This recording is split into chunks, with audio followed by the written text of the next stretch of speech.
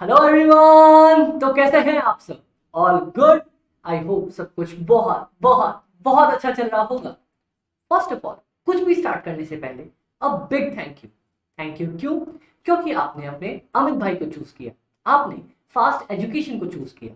आपकी CA intermediate की इतनी इंटरेस्टिंग जर्नी का एक प्यारा सा पार्ट बनने के लिए। So thank you so much. अच्छा, एक बात पता है, कोई भी चीज या कोई भी जर्नी स्टार्ट करने से पहले ना हम हमेशा अज्यूम करते हैं कि कुछ चीजें हमें पता होनी चाहिए। कौन कौन सी चीजें? सबसे पहली चीज है कि यार मेरे को जाना कहाँ है, मेरी फाइनल डेस्टिनेशन क्या है। सेकंड, यार मेरे साथ इस जर्नी में होने कौन वाला है। मेरी जो इतनी इंटरेस्टिंग जर्नी होगी, क्या मुझे अकेले तय करनी है कि कोई दोस्त कोई अपनी हेल्प करने के लिए होने वाला है।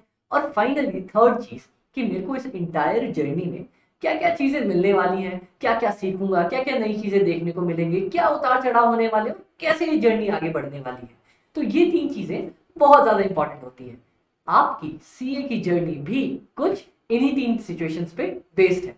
बताओ कैसे? चलिए देखते हैं।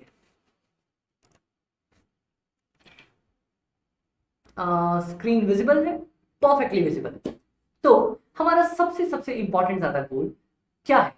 हमारा काम है चार्टर्ड अकाउंटेंट बनना, अपने नाम के आगे सीए वर्ड का यूज करना। सो हमारा एंड गोल तो यही है। पर उससे पहले हमें सीए फाइनल्स क्लियर करना पड़ेगा। उससे पहले आर्टिकलशिप और उससे पहले सीए इंटरमीडिएट के एग्जाम्स क्लियर करने पड़ेंगे। तो हमारी जो मेन गोल है, हमारा जो मेन टारगेट है सीए बनना, उसके लिए अभी हमारा मेन टारगेट क्या है? सीए इंटरमीडिएट एग्जाम्स क्लियर करना। बहुत अच्छे। अब सेकंड क्वेश्चन कि यार आपके इस इंटरमीडिएट जर्नी में आपके साथ होने कौन वाला है?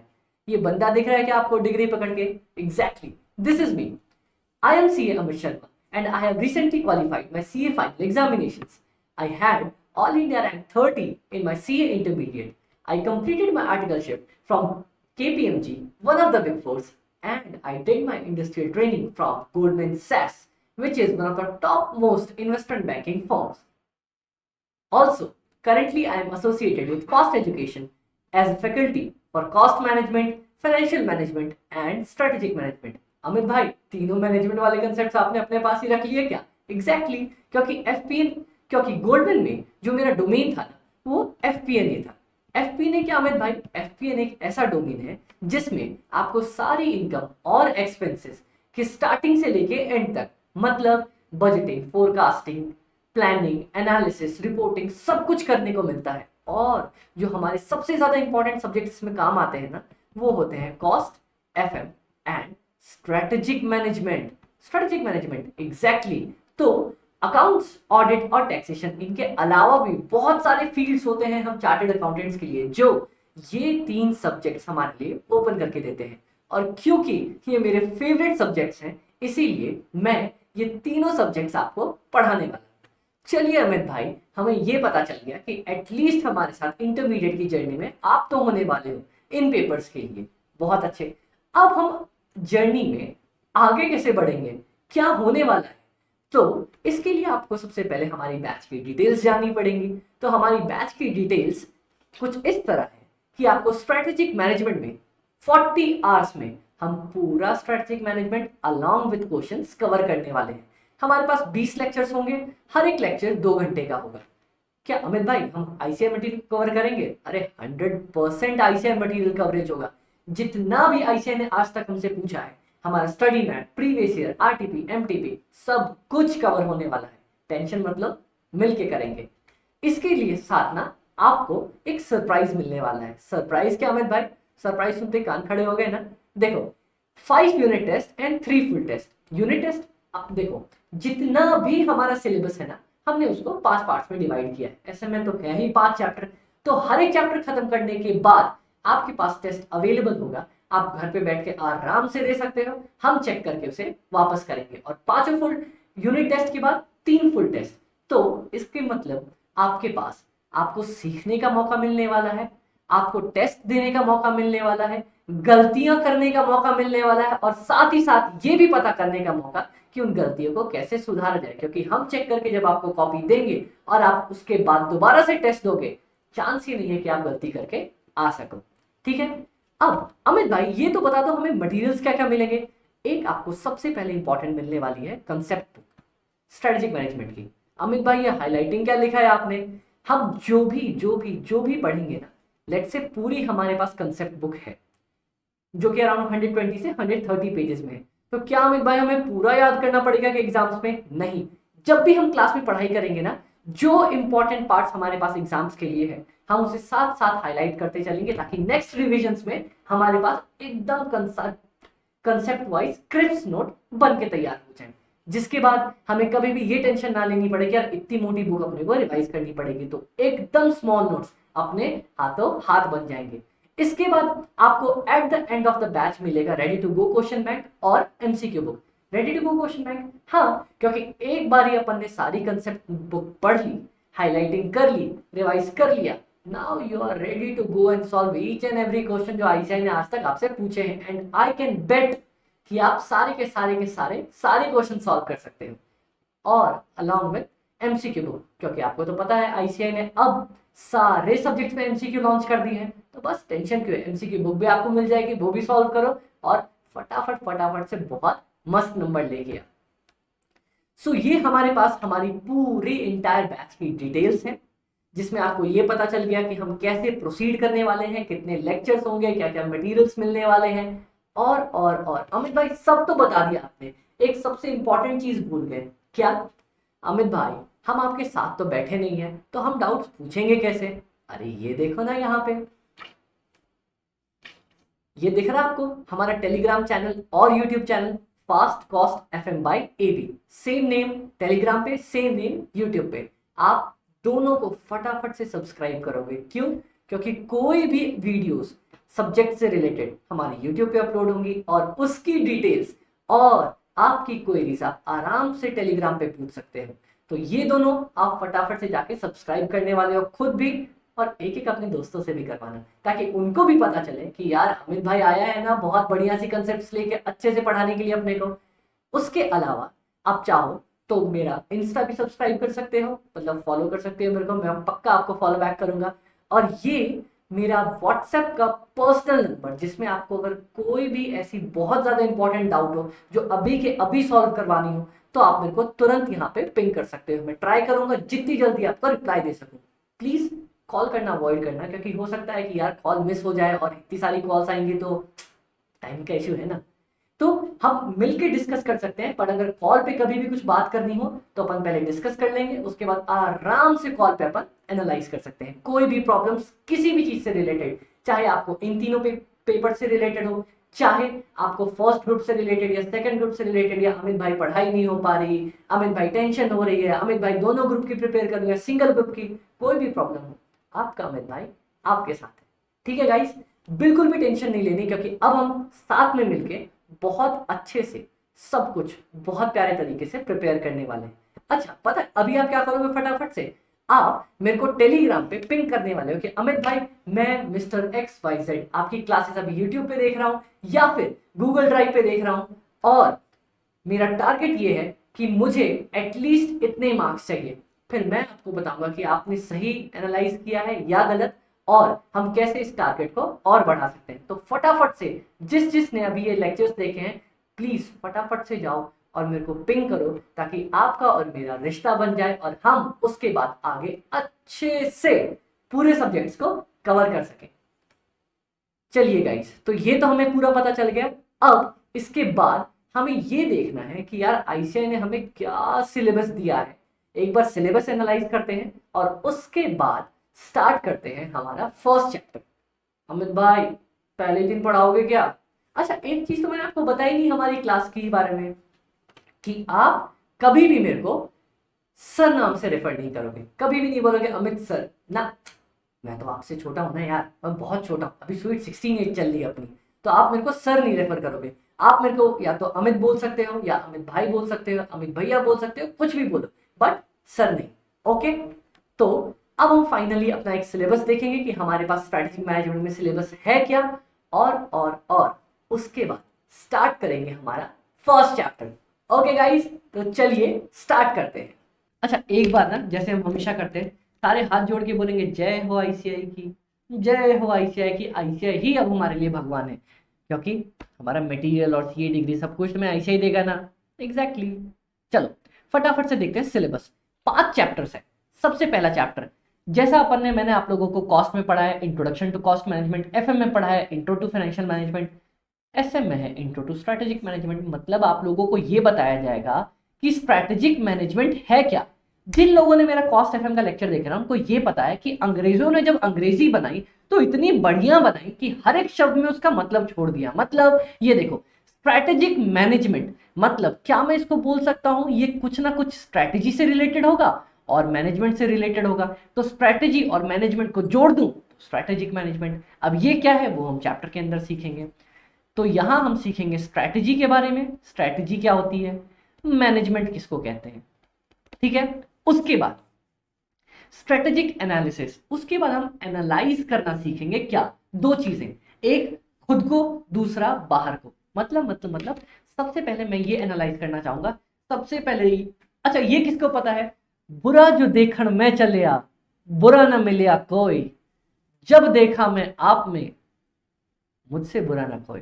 अच्छा, एनिमल मूवी में भी डायलॉग आया है, वो रणवीर सिंह ने रणवीर कपूर ने दाढ़ी वाड़ी बढ़ा के बढ़िया से डायलॉग मारा है, बुरा जो देखन मैं चलिया बुरा ना मिलिया कोई, जद ढूंढा मैं आप में मुझसे बुरा ना कोई, है ना। तो इसमें हम सिर्फ एक काम करते हैं, मैं ये देखता हूं कि यार मैं क्या हूं, मैं कैसा परफॉर्म कर रहा हूं, मेरे अंदर क्या क्या खामियां हैं, क्या क्या चीजें मैं ठीक कर सकता हूं, ठीक है। क्या क्या चीजें मैं ठीक कर सकता हूं, क्या क्या मेरे अंदर खामियां हैं, मेरी क्या क्या स्ट्रेंथ है। ध्यान रखना, फिर से सुनना, मेरी क्या क्या स्ट्रेंथ है, मेरी क्या क्या वीकनेस है। एक बात बताओ, आप लोग एनालाइज करते होगे ना एग्जाम से पहले, या कोर्स जब आपने पूरा खत्म किया तब आप एनालाइज करते होगे, यार मेरे को पता है मेरी प्रैक्टिकल पेपर से स्ट्रेंथ है, मैं अच्छे से प्रैक्टिस करके अच्छे से क्योर कर सकता हूँ, थ्योरी मेरी वीकनेस है, मैं थ्योरी में ना कमजोर रह जाता हूँ, याद नहीं कर पाता, लिख नहीं पाता। तो किस पे फोकस करेंगे, क्या मैं अपनी स्ट्रेंथ पे ही फोकस रखूं ताकि मैं अपनी कमजोरियों को ओवर पावर कर सकूं, या फिर स्ट्रेंथ पे भी फोकस रखूं, इस पे भी थोड़ी सी फोकस दूं, या सारा फोकस वीकनेस को ही ठीक करने में शिफ्ट कर दूं। ये सारी चीजें यहाँ पे कवर होती। तो यहाँ पे फटाफट से 3 पॉइंट दिख गया ना। आप लोग भी चाहो तो अपनी कॉपी पे ये नोट कर सकते हो। सबसे पहला इंट्रो टू स्ट्रेटेजिक मैनेजमेंट, हमारे पास स्ट्रेटेजी और मैनेजमेंट 2 इंपॉर्टेंट चीज। स्ट्रेटेजिक एनालिसिस, खुद को समझना, यहां पे 2 चीजें आएंगी, क्या मेरी स्ट्रेंथ है, क्या मेरी वीकनेस है। खुद को समझ लो भैया कि मेरे अंदर क्या प्रॉब्लम चल रही है। उसके बाद एक्सटर्नल इन्वायरमेंट, उसके बाद मैं ये देखूंगा कि बाहर की जो दुनिया है, बाहर की जो दुनिया है। यहां भी एक डायलॉग मारो, क्या, वैसे तो मैं अच्छों के साथ अच्छा हूं, पर कोई मेरे साथ अगर बुरा करे फिर मैं बुरे के साथ और बुरा करता हूं। एग्जैक्टली सेम चीज है कि यार मैं अगर सब कुछ मैं अच्छा हूं, मैं अच्छे से परफॉर्म कर रहा हूं, बट स्टिल बाहर की दुनिया में बहुत बार कुछ ऐसा होता है जिसकी वजह से मेरी परफॉर्मेंस पे इफेक्ट पड़ता है। जैसे आप पढ़ाकू बच्चे हो, बहुत अच्छे से पढ़ते हो, सब कुछ अच्छा करते हो, कल आपका एग्जाम है, आप अच्छे से पढ़ रहे हो, पर आज मोहल्ले में शादी हो गई, बमा बम एकदम स्पीकर बज रहा है जोर से, सुबह 6 बजे तक आप पढ़ ही नहीं पाए, एग्जाम ठीक से दे नहीं पाए। आपकी गलती या एक्सटर्नल इन्वायरमेंट की गलती, एक्सटर्नल इन्वायरमेंट की गलती। तो हम यहां ये देखेंगे कि बाहर वाली चीजों की वजह से एक्सटर्नल इन्वायरमेंट इंपैक्ट्स अस। यहां पे हाउ भी लिखें, हाउ, इंदौर में बहुत चलता है हाउ, हाँ नहीं चलता how. How external environment impacts us, external environment हमें कैसे इंपैक्ट करती है, ठीक है, समझ में आया। चलिए लास्ट लास्ट लास्ट लास्ट 2 चीजें, स्ट्रेटेजिक चॉइसेस। सबसे पहले मैंने ये देख लिया स्ट्रेटेजी क्या होती है, मैनेजमेंट क्या होता है, फिर मैंने ये देख लिया मेरे अंदर की क्या कमजोरी है, क्या मजबूती है, मैंने ये देख लिया बाहर वाली इन्वायरमेंट मेरे को कैसे अफेक्ट कर रही है। अब मैं क्या करूंगा, चलो यहां भी एक डायलॉग मारता हूं, बहुत जो इंस्टाग्राम पे चल रहा है, 2022 ने मुझे तोड़ा, 2023 ने मुझे सिखाया, 2024 में now I am coming back. वही वाली चीज है स्ट्रेटेजिक चॉइसेस। अब मैं ये देखता हूं कि यार ये सारी चीजें मुझे पता चल गई, मेरी ये मजबूती है, मेरी ये कमजोरी है, I have this much strength, this much weakness, ये मेरा एक्सटर्नल इन्वायरमेंट मेरे को इंपैक्ट कर रहा है। अब मैं क्या करूंगा, अब मैं स्ट्रेटेजी बनाऊंगा कि कैसे कैसे अपनी कमजोरियों को ठीक करूं, मजबूतियों को और मजबूत करूं और दुनिया को हरा के टॉप पे पहुंच जाऊं। सबका काम तो यही ना, टॉप पे, सब टॉप पे पहुंचना चाहते हैं, है ना। तो ये स्ट्रेटेजिक चॉइसेस है। Which strategy to choose to win.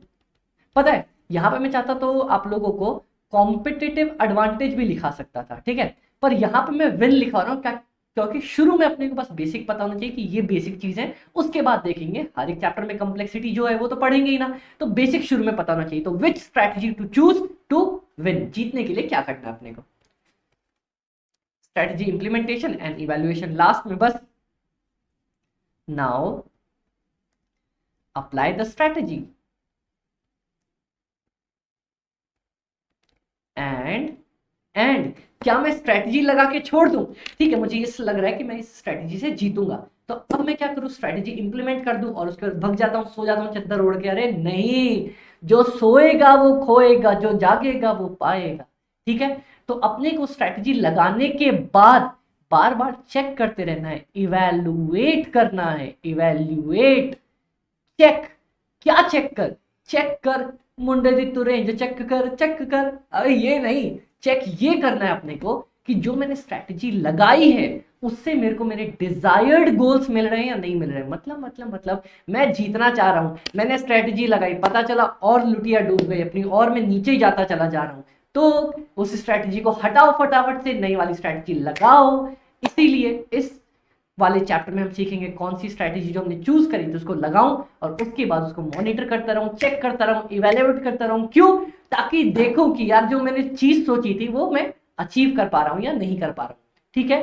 तो ये हमारे पूरा सिलेबस 5 पार्ट्स का अमित भाई ने इतने छोटे तरीके से समझा दिया। तो अमित भाई इतना ही छोटा सिलेबस है क्या? हाँ, बस इतना ही छोटा सिलेबस है, इसके बाद कुछ दिख रहा है क्या अपने को? इसके बाद कुछ भी नहीं दिख रहा है। तो इस तरह से हमारा ये पूरा पार्ट यहां तक आके खत्म होता है। और अब हम क्या करेंगे, एक काम करते हैं, इनको नोट कर लेते हैं फटाफट से एक फेयर कॉपी में। तो चलिए दोस्तों फटाफट से लिखते हैं जो हमने अभी सीखा है, ठीक है। आइए, मैं चाहता हूं आप लोग एक फ्रेश कॉपी बना के रखो, पतली सी ही रखना, ज्यादा मोटी अपने को रिक्वायर्ड नहीं है, क्योंकि वहां पे पता है ऐसे जो कुछ पॉइंट्स है जो हमें पूरी एसएम को एक साथ लिंक करेंगे ना, मैं वो लिखवाऊंगा, सिर्फ वो लिखेंगे।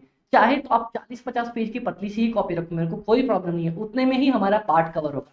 आप देखोगे कैसे सिर्फ वो टॉपिक्स जो हर चैप्टर में मिलते हैं, हर बार उठ के कहीं से भी वो होता है जैसे बारिश में कुछ पौधे अपने आप ही उग जाते हैं, वैसे वो टॉपिक्स हर बार मिलते हैं, तो वो हम कॉपी पे फ्रेश लिख के चला करेंगे। और वो ज्यादा पेजेस होंगे भी नहीं, मेरे को लगता है 10 पेज भी नहीं होंगे आपके पूरे लेक्चर में, जिससे आपको ये रहेगा कि यार ये मेरे को हर एक चैप्टर में आता है और इससे मेरी अच्छी लिंकिंग हो सकती है। तो सबसे पहले एक काम करते हैं, अपन लिख लेते हैं क्या क्या हमने पढ़ा है। आइए फटाफट से, फर्स्ट पार्ट हमने पढ़ा यहां पे intro to strategic management. Intro to strategic management में अमित भाई ने क्या पढ़ा है? अमित भाई ने 2 चीजें पढ़ाई, हमें सिर्फ 2 चीजें मिलेंगी देखने को मेन। क्या? स्ट्रेटेजी किसे कहते हैं और मैनेजमेंट किसे कहते हैं, और ये दोनों मिलके बन जाएंगे मेरे स्ट्रेटेजिक मैनेजमेंट। ये दोनों मिलके भाई साहब बन जाएंगे स्ट्रेटेजिक मैनेजमेंट। डन, बहुत अच्छे। चलिए आइए उसके बाद थर्ड चैप्टर, सेकंड चैप्टर, तो चलिए सेकंड चैप्टर देख लेते हैं। यहां पे है स्ट्रेटेजिक एनालिसिस, पर उससे पहले ना मैं आपको लाना चाहूंगा यहां पे थर्ड चैप्टर में, जो कि फिर से है स्ट्रेटेजिक एनालिसिस, लेकिन लेकिन लेकिन ये है मेरा related to internal environment. Internal environment मतलब खुद के अंदर झांक के देखो। पता है मेरे को एक और बहुत प्यारी सी शायरी याद आ रही है, मेरे को रोको मत, रोको मत, बोलने दो, बोलने दो। कबीरा यही गलती हर बार करता रहा, कबीरा यही गलती हर बार करता रहा, धूल चेहरे पे थी और वो आईना साफ करता रहा। समझ में आया? मतलब गलती खुद के अंदर होती है और हम दूसरे को कोसते रहते हैं। तो वो चैप्टर हमें ये वाला पार्ट बताएगा। इसमें हमने दो चीजें सीखेंगे। कौन कौन सी? इंटरनल इन्वायरमेंट में सबसे पहला पार्ट कि मेरा स्ट्रेंथ क्या है भैया, अपनी मजबूती क्या, अपने डोले क्या है। वैसे मेरे भी थे, अब तो खैर खत्म हो गए, एग्जाम के चक्कर में सब गायब ही हो गया, वरना अपन भी अच्छे बॉडी बिल्डर थे यार। अपनी स्ट्रेंथ क्या है, हमारी वीकनेसेस क्या है, क्या मेरी कमजोरी है। अभी अभी अभी मेरे को रोको मत, रोको मत, अच्छे से मेरा कंसेप्ट जुड़ गया है, मेरे को लिखने दो लिखने दो लिखने दो। एक्सटर्नल इन्वायरमेंट,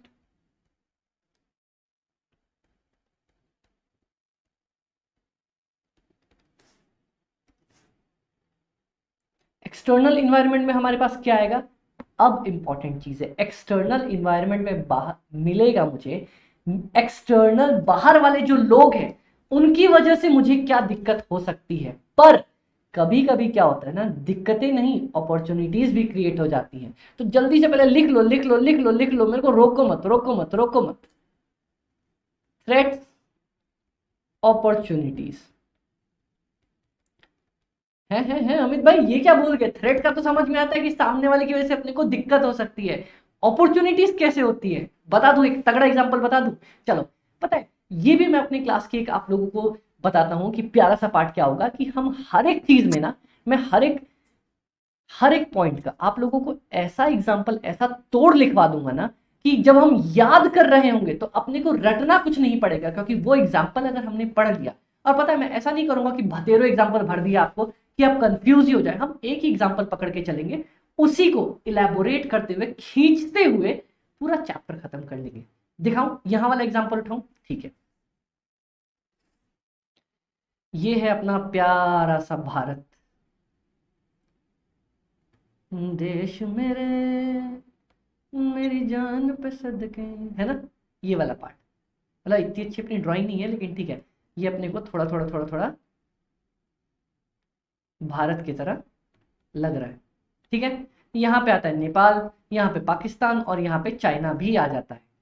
कुछ लोगों ने चाइना में ना क्या किया, चमगादड़ खा लिया, और उसकी वजह से क्या हुआ वो फिर पूरी दुनिया ने देखा। अब देखो, सबसे पहली चीज एग्जाम्पल लेते हैं अपन यहाँ पे, किसका? कोविड 19 का। क्योंकि कोविड 19 हो गया ना, बाहर किसी ने चमगादड़ उमगादड़ खा लिया, सब कुछ खत्म हो गया, तो उससे थ्रेट्स क्या आई? क्या ये मेरी गलती थी? क्या इंडिया में किसी की गलती थी? किसी की गलती नहीं थी। पर क्या हुआ, लॉकडाउन लग गया। जो अच्छा खासा होटल इंडस्ट्री में, होटल इंडस्ट्री का एग्जांपल लेता हूँ, सिर्फ दो इंडस्ट्री यहाँ पे, जो होटल इंडस्ट्री घूमने उमने वाले चल रहे थे, उनका सबसे पहले भट्टा बैठा, क्योंकि मेन काम उनका ही अटका, लोग घूमने नहीं जा पाए और बहुत टाइम तक इम्पैक्ट हुआ। तो ये देखो, बाहर वालों की वजह से मुझे दिक्कत हुई ना, बाहर वालों की वजह से मुझे दिक्कत हुई, इसको कहते हैं थ्रेट्स। अब अमित भाई अपॉर्चुनिटी बोले तो सब जानते हैं ना कौन आने वाला है, अब बता दूं अपॉर्चुनिटीज में? जो मास्क और सैनिटाइजर बना रहे थे ना, उनकी तो चांदी ही लग गई भैया। इतना सा सैनिटाइजर 10 का मिल रहा था, 50 100 अंधे अंधे दाम पे मिल रहा था। मास्क भाई, ऐसे ऐसे मास्क, तितली वाले मास्क, चमगादड़ वाले मास्क, कोई भी मास्क, मतलब जिसको हम कभी पूछते भी नहीं थे कि मास्क क्या होता है, कभी हमने देखा भी नहीं, वो भी मार्केट में ग्रो कर गया। इसको बोलते हैं बाहर वाले की गलतियों की वजह से मुझे अपॉर्चुनिटी दिख गई। समझ में आया? तो यहाँ पे हमेशा एक काम करना, अभी तो अपन सिर्फ समझ रहे हैं, तो यहाँ लिख लो, इसके बाहर लिख लो कोविड 19, थ्रेट्स में लिख लो होटल शट, और यहां पर लिख लो मास्क ग्रो। सिर्फ इतना सा ही लिखेंगे ताकि क्रिस्प में याद आ जाए। मैं पूरा नहीं लिखूंगा मास्क इंडस्ट्री ग्रोथ, ऐसा नहीं भाई, छोटा सा मास्क ग्रो लिखो, खत्म करो, हो गया। ये नहीं रटना अपने को। और पता है मैं एक बात बता देता हूँ, स्ट्रेट फॉरवर्ड क्लियर बता देता हूँ, जो आईसीआई मैट में नहीं है ना, एग्जाम्पल एग्जाम्पल कुछ भी लिख के आओगे कोई मार्क्स नहीं मिलेगा, कुछ भी नहीं मिलेगा। तो अगर मैं ये बोलूँ कि भाई ये एग्जाम्पल लिख के आओगे आईसीआई वाला मार्क्स देगा, बिल्कुल नहीं देगा। अगर ये बुक में है तो मार्क्स मिलेगा, नहीं है तो कुछ नहीं मिलने वाला। तो बेमतलब इसको लिख के रट के फायदा नहीं है, ये सिर्फ अपने समझने के लिए क्रिस्प में है। लिख के क्या आएंगे, जो बुक में लिखा है। तो अगर कोई भी, देखो सारे हम टीचर्स आप लोगों को अच्छे से ही पढ़ाना चाहते हैं, पर अगर कभी भी कोई भी आप देखो जो आपको ये बोले कि एग्जाम्पल भर भर के आ भाई, एग्जाम्पल लिख के एग्जामिनर खुश होगा, एग्जामिनर को खुद नहीं पता होता क्या करना है।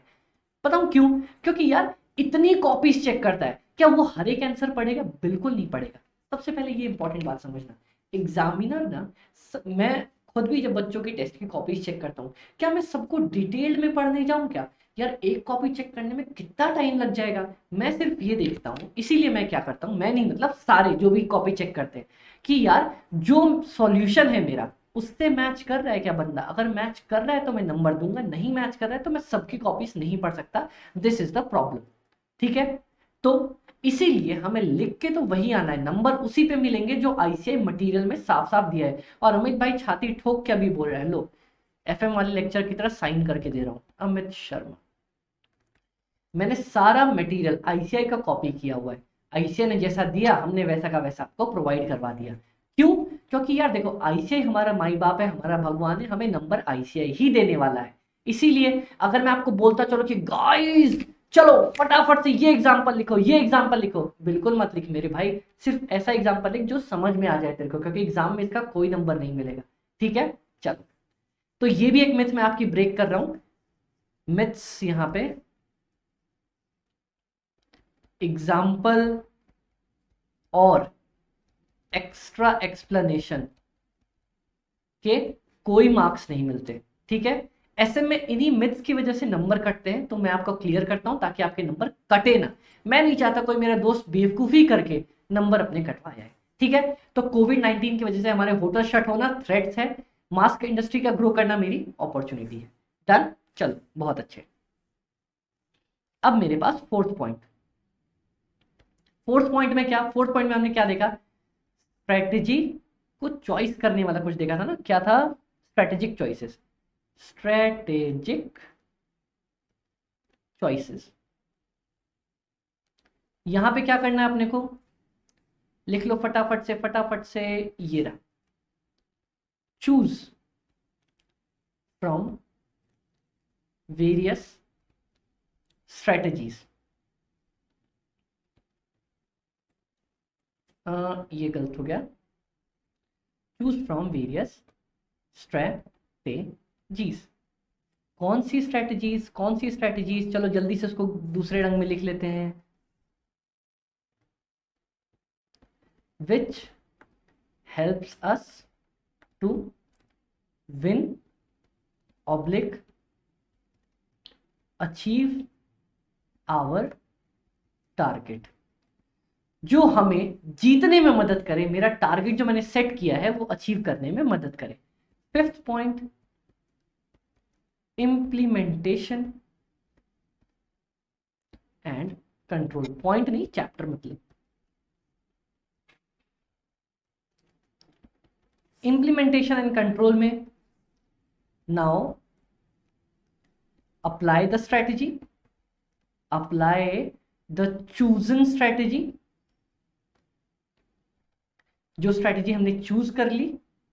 एंड ये सबसे इंपॉर्टेंट पार्ट है, कौन सा?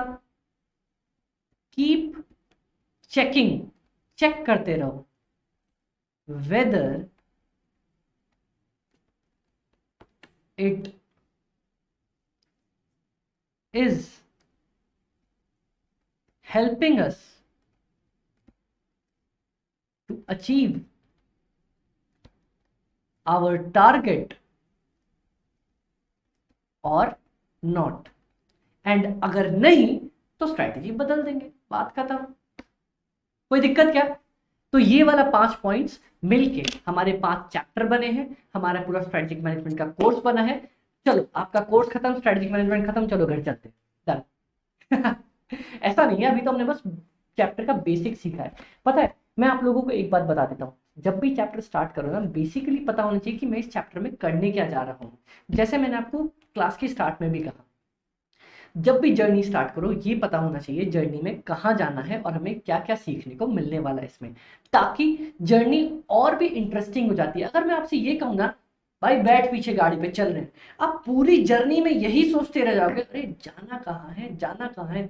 अगर मैं आपको शुरू में ही बता दूं कि ये चीजें सीखने को मिलेंगी और यहाँ पहुंचने वाले हैं, आप काम माइंड के साथ एकदम शांति से सीखोगे, देखोगे, मजे लोगे, तो वो चीजें हैं। समझ में आया? सब कुछ क्लियर हो गया? कोई दिक्कत? कोई दिक्कत नहीं। चलिए, ये पांचों चैप्टर हमारे पास है, हमने ये लिख लिया। आप लोगों ने नोट कर लिया?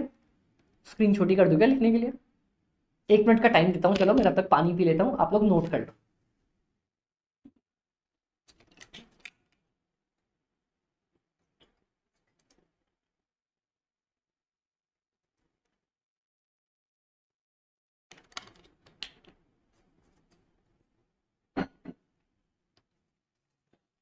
सो गाइस, अपना लिखना हो गया।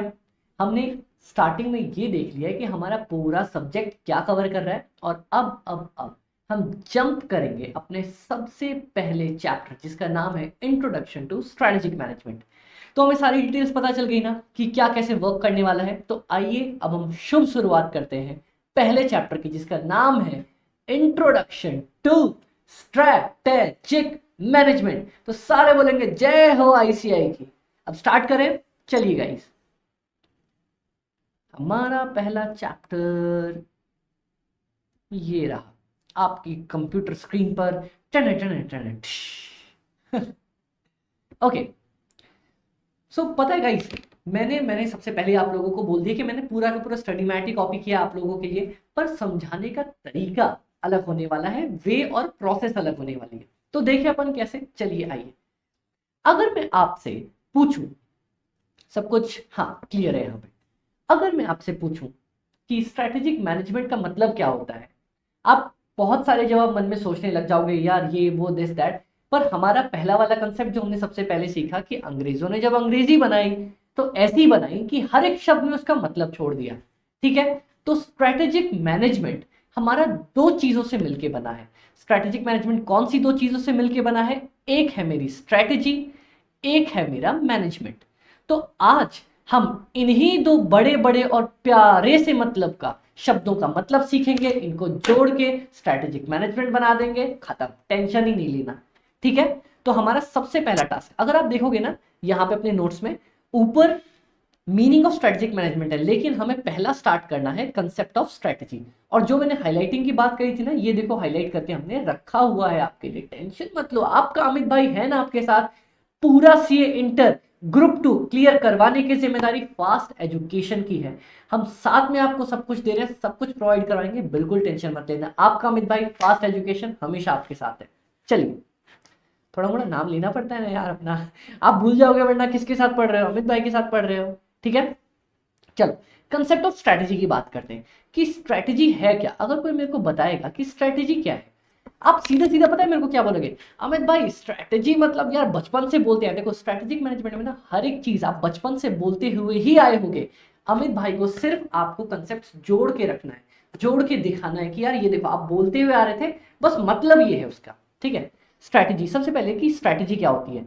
स्ट्रैटेजी आप लोगों ने सोचा होगा यार प्लान जो अपन बनाते हैं उसी को तो स्ट्रैटेजी बोलते हैं ना। लेकिन एक चीज समझिए, प्लान और स्ट्रैटेजी में थोड़ा सा एकदम हल्का सा नमक बराबर का फर्क है। पता है कैसे? चलिए, प्लान्स प्लान्स जब भी मैं बनाता हूं ना, वो या तो शॉर्ट टर्म भी हो सकते हैं या लॉन्ग टर्म भी हो सकते हैं। आप लोगों को विजिबल है स्क्रीन? हाँ विजिबल है। प्लान्स जब मैं बनाता हूं ना, प्लान्स प्लान्स का मेरा कोई एक फिक्स्ड गोल नहीं होता है कि यार ये है वो है, मैं कुछ भी रैंडमली प्लानिंग कर लेता हूं। यार ठीक है चलो ना आज प्लान बनाते हैं कहीं घूमने चलने का, मेरे को ऐसा फिक्स्ड गोल नहीं है, मैं ऐसे ही सोच रहा हूं। शॉर्ट टर्म प्लानिंग, ठीक है, मैं कोई भी छोटी सी चीज के लिए सोच सकता हूँ, यार ठीक है आज क्या करना है, कल क्या करना है। एक काम करते हैं, आज खाने में क्या, रोज तो प्लान करते हो, आज खाने में क्या करना है, मैं उसको स्ट्रैटेजी बोल दूं क्या? कभी भी नहीं, कभी भी नहीं। प्लानिंग तो आप रोज करते हो, रोज मम्मी आके नहीं पूछती अरे मेरा राजा बेटा क्या खाएगा, तो राजा बेटा क्या खाता है, मार खाता राजा बेटा, पढ़ाई पे फोकस करो। चलो, प्लान सबसे पहले हमारे पास इंपॉर्टेंट प्लान क्या होता है। प्लान जो हम रैंडम बेसिस पे बना के चलते हैं उसको प्लानिंग नॉर्मली बोलते हैं। कोई छोटा सा हमने प्लान बना लिया शॉर्ट टर्म। पर पर स्ट्रैटेजी स्ट्रैटेजी जब मेरा प्लान एक लॉन्ग टर्म ऑब्जेक्टिव के साथ होता है ना, उसको मैं स्ट्रैटेजी बोलूंगा। तो सबसे पहली बात समझने के लिए यहां पे आप लिख लेना, मैंने बोला था ना मैं लिखवाता चलूंगा, तो यहीं पे अपन लिखते चलेंगे प्लान, सॉरी स्ट्रैटेजी, बगल में ही लिखते चलेंगे, कोई इसके लिए अलग से नोट्स नहीं बन रहे अपने, is equal to plan, plan तो है ही है, प्लस मेरे प्लान में जब मेरा लॉन्ग टर्म ऑब्जेक्टिव छिप जाता है ना, लॉन्ग टर्म ऑब्जेक्टिव जब मेरा जुड़ जाता है, स्क्रीन विजिबल है ना, हाँ, जब मेरे प्लान में मेरा लॉन्ग टर्म ऑब्जेक्टिव जुड़ जाता है ना, तब मैं उसको कहता हूं स्ट्रैटेजी। स्ट्रैटेजी क्या होती है? जब भी मैं एक अपना बहुत बड़ा गोल सोचता हूं, जैसे आप सोच रहे हैं मेरे को सीए फाइनल्स, सीए में बहुत सीए बनने के बाद बहुत तगड़ी जॉब चाहिए। चलो यहाँ पे मैं एक एग्जांपल लिखता हूँ, ठीक है, बहुत प्यारा सा। अगर आप लिखना चाहो तो लिख लो, समझना चाहो तो समझ लो। आपका प्लान है, plan is equal to CA के बाद 30 लाख की जॉब, ठीक है, ये हमारा प्लान है। तो अब इस प्लान के लिए ना, क्या ये शॉर्ट टर्म में मेरे को आज मिलने वाला है, आज तो आप सी इंटर में होना, अभी सी इंटर तो क्लियर करो, तो ये मेरा लॉन्ग टर्म ऑब्जेक्टिव है। तो इसके लिए क्या करना होगा? इसके लिए मुझे सीए फाइनल्स में रैंक लानी होगी या फिर बहुत अच्छा स्कोर करना पड़ेगा, ठीक है। उससे पहले मेरे को क्या करना पड़ेगा? उससे पहले मेरे को अपनी आर्टिकलशिप भी बिग फोर वगैरह से या बड़ी कंपनी से करनी पड़ेगी। और उसके लिए क्या करना होगा? उसके लिए सीए इंटर में या तो रैंक लानी होगी या बहुत अच्छा स्कोर करना पड़ेगा, ठीक है। तो देखो, प्लान्स जनरली शॉर्ट टर्म जो होते हैं ना, कि आज क्या खाएगा वो क्या खाएगा, उनमें सिर्फ एक स्टेप इन्वॉल्व होता है। यहां मेरे लॉन्ग टर्म प्लान में देख रहे हो कैसे छोटे छोटे छोटे 3 प्लान्स इन्वॉल्व हो गए। तो जब मेरे प्लान के साथ मेरा लॉन्ग टर्म ऑब्जेक्टिव जुड़ जाता है, उसको मैं बोलता हूं स्ट्रैटेजी। समझ में आ गया? ये स्ट्रैटेजी का मतलब है। फटाफट से मैं आप लोगों को, अच्छा ये डिलीट नहीं करता आप लोगों को, ये डिलीट नहीं करता। स्ट्रैटेजी का ना, यहाँ पे अपन ने लिख लिया plan plus long term objective. मैंने बोला था मैं 2 भाषाओं में बताऊंगा, एक English, so strategy means plan plus are long term objective, done. और हिंदी में इसको लिख लेते हैं प्लान प्लस लंबी प्लानिंग। लंबी ऑब्जेक्टिव को क्या बोलेंगे? तो छोड़ो यार, कंफ्यूज हो गया अपन ही। ठीक है, प्लान जब मेरा लॉन्ग टर्म ऑब्जेक्टिव के लिए होता है ना, तो उसको मैं बोलता हूं स्ट्रैटेजी, ठीक है। चलो बहुत बढ़िया बहुत बढ़िया बहुत बढ़िया। अब देखो यहाँ पे, ये तो हमारे समझने के लिए, ये समझने के लिए था। लिख के क्या आऊंगा? The term strategy is a long term blueprint. Plan लिख सकता हूं मैं, यहाँ पे लिख सकते हो, पर ऐसे ब्लूप्रिंट वर्ड को प्रेफर करेगा, अच्छा लगेगा। जब लिख ही रहे तो फिर ब्लूप्रिंट लिख दो ना, क्या दिक्कत जा रही है अपनी, ठीक है। तो it is a long term blueprint, किसका? एक ऑर्गेनाइजेशन का। स्ट्रेटेजिक मैनेजमेंट में ना हमेशा याद रखना, इस एसएम वाले चैप्टर में कभी भी आपकी और मेरी बात नहीं होगी, एक बड़ी ऑर्गेनाइजेशन, एक बड़ी कंपनी की बात होगी, ठीक है। तो कभी भी ये मत बोलना आवर प्लान, आवर गोल, नहीं, सब कुछ किसका? एक कंपनी का। एक कंपनी की तरह से सोचो, ठीक है। It is a long term blueprint of an organization desired image. मतलब मैं क्या चाहता हूं, लास्ट में क्या चाहता हूं? एक बड़ा 30 लाख का पैकेज लेना, ये मेरा लॉन्ग टर्म प्लान है। तो ऑर्गेनाइजेशन डिजायर्ड इमेज, क्या मेरे को चाहिए? डायरेक्शन एंड डेस्टिनेशन, कैसे मैं वहां तक पहुंचूंगा और मेरी डेस्टिनेशन क्या होने वाली है। तो जल्दी से एक बार मेरे साथ बोलेंगे, प्लान क्या हुआ, स्ट्रैटेजी क्या हुई? सबसे पहला, it is a long term plan, plan with a long term objective. और लिख के क्या होगा मैं? It is a long term blueprint, long range या फिर लॉन्ग टर्म ब्लूप्रिंट, किसका? ऑर्गेनाइजेशन का। ऑर्गेनाइजेशन का क्या? डिजायर्ड इमेज, डायरेक्शन और डेस्टिनेशन, की मतलब कहां जाना चाहता है, इमेज, डायरेक्शन और डेस्टिनेशन, की मैं क्या जाना चाहता हूं, क्या बनना चाहता हूं, कैसे जाना है। इस चीज के लिए जो लॉन्ग टर्म प्लान मैं बनाऊंगा उसको बोलेंगे स्ट्रैटेजी। समझ में है? समझ में है? बहुत अच्छे। That is what it wants to be, मैं क्या बनना चाहता हूं, what it wants to do, मैं क्या करना चाहता हूं, and how it wants to do things, मतलब मैं कैसे करना चाह रहा हूं। इन शॉर्ट, मैं क्या बनना चाह रहा हूं या क्या अचीव करना चाह रहा हूं, उसके लिए जो मैं प्लान बनाता हूं उसको बोलते हैं लॉन्ग टर्म प्लान को स्ट्रैटेजी। डन, बहुत अच्छे। उसके बाद 2 हमारे भैया हैं, एक आइगोर भैया और एक विलियम भैया। इन्होंने डायलॉग दिया है, स्ट्रैटेजी का नाम दिया है, नहीं पूछेगा, लेकिन फिर भी एक बारी पढ़ लेते हैं, क्योंकि अगर मान लो ऑब्जेक्टिव में कभी पूछ लेगा कि ये वाला नाम किसने दिया था, चांसेस कम है, पर पढ़ लेते हैं। आइगोर भैया बोलते हैं, the common thread among the organisations objective and product markets that defines the essential nature of the business that the organization has or plan to be in future. मतलब मेन गोल वही है लंबा चौड़ा, किसने क्या प्लान किया है ना वो अचीव करने के लिए जो मैं प्लान बनाता हूं उसको कहते हैं स्ट्रैटेजी। विलियम भैया ने छोटा सा दिया है, यूनिफाइड कॉम्प्रिहेंसिव इंटीग्रेटेड प्लान, इसने भी प्लान ही बोला ना, design to assure that basic objectives of the enterprise are achieved, मतलब ऐसा प्लान जिससे मैं श्योर हो जाऊं कि मेरी बेसिक जो ऑब्जेक्टिव्स है ना, ऑब्जेक्टिव्स किसी का भी क्या होता है, जीतना, गोल अचीव करना, वो मेरा अचीव हो जाए, बात खत्म, बस डन, इतना ही। ये दोनों रटने की जरूरत नहीं है, याद क्या करना है, सिर्फ ये वाला जो ब्लू हाईलाइट मैंने करवाया है, डन क्या, चलो बहुत ज्यादा अच्छे। एक बार फटाफट से बता दो स्ट्रैटेजी किसको बोलते हैं। अमित भाई ने बताया स्ट्रैटेजी मतलब एक प्लान जिसमें मेरा लॉन्ग टर्म ऑब्जेक्टिव जुड़ा हो। आईसीआई ने क्या बोला, it is a long term blueprint of an organization का इमेज, डायरेक्शन और डेस्टिनेशन, कि what it wants to become, what it wants to achieve, how it want things to be done, मतलब मैं क्या चाहता हूं कि क्या हो जाना चाहिए आगे। जैसे आप चाह रहे हो ना, सिंपल एक एग्जांपल, ये एग्जांपल लिख के मत आना, समझने के लिए, कि मैं चाहता हूं 30 लाख का मेरा जॉब लगे, उसके लिए क्या क्या करना पड़ेगा, उसको बोलते हैं स्ट्रैटेजी। डन, स्ट्रैटेजी में कभी भी कोई दिक्कत आएगी नहीं। तो चलो साथ साथ ये भी लिख लो, यहां पे एक काम करो, क्वेश्चन लिखते चलोगे ना तो सम फायदा रहेगा अपने को। एक छोटा सा क्वेश्चन लिख लो, व्हाट इज स्ट्रैटेजी। ट्राई करना, एक काम करना, ट्राई करना इसका आंसर लिखने का। चलो मान लो अगर मैंने आपसे पूछा है 2 नंबर के लिए कि व्हाट इज स्ट्रैटेजी, इसका आंसर कैसे लिखोगे, लिख के ना मेरे को फटाफट या तो व्हाट्सएप करो, टेलीग्राम पे भेजो। आप लोगों के पास मेरा नंबर है ही, सारी डिटेल्स है ही, स्ट्रैटेजी का मतलब क्या है ये लिख के आप लोग आंसर अपने हाथ से, या फिर एक काम करो चाहो तो रिकॉर्ड करके भी भेज दो, मैं समझ जाऊंगा। रिकॉर्डिंग या लिख के भेजो कि स्ट्रैटेजी का मतलब क्या है, ठीक है। कहां पे, व्हाट्सएप या टेलीग्राम पे। व्हाट्सएप पे मेरा नंबर है 7903479393 और टेलीग्राम पे हमारा चैनल है फास्ट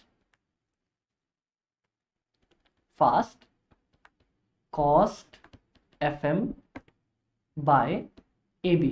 अमित भाई SM नहीं लिखा क्या, अरे बहुत लंबा हो जाता, ठीक है। और यही हमारा यूट्यूब चैनल भी है, तो फटाफट से जाके सब्सक्राइब कर लो। आई गेस ये वीडियो वहीं पे देख रहे होगे तो नीचे लाल बटन दिख रहा है ना, सब्सक्राइब करो, लाइक करो और शेयर करो, ठीक है। चलो फटाफट ये भेजोगे आप लोग मेरे को, पक्का, हाँ भेजना यार, भेजना, मजा आएगा, देखता हूँ कौन क्या कैसे समझाए, ठीक है। अब चलो सेकेंड वाला point, strategy provides an integrated framework. Strategy की डेफिनेशन में अगर 2 नंबर का आता है तो ऊपर वाला पॉइंट लिखना है, लेकिन अगर ज्यादा नंबर का आता है तो ये भी लिख के आएंगे, क्या, strategy provides an integrated framework for the top management to search for, evaluate and exploit beneficial opportunities. इतना लंबा है, एक साथ नहीं, सुनो। स्ट्रैटेजी क्या करती है ना, स्ट्रैटेजी टॉप मैनेजमेंट के लिए कभी भी कभी भी कभी भी, एक काम करो, जो याद है पहला पेज था, पहला पेज पे हम पहुंचे थे, वहां पे आ जाओ, उस पहले पेज पे। यहां पे ना 2-3 चीजें हैं जो अपन लिख लेते हैं साथ साथ, आ जाओ फटाफट से। यहां पे इमेज बना सकता हूं क्या मैं, नहीं बना सकता, तो मेरे को खुद से ही बनाना पड़ेगा। आ जाओ मेरे साथ साथ आ जाओ।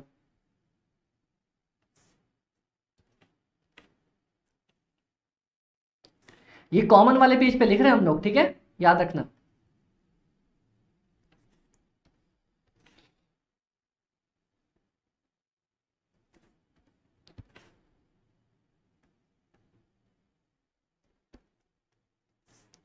ये देखो, हमेशा टॉप पे होती है टॉप लेवल मैनेजमेंट, ठीक है, ये होती है मिडिल लेवल।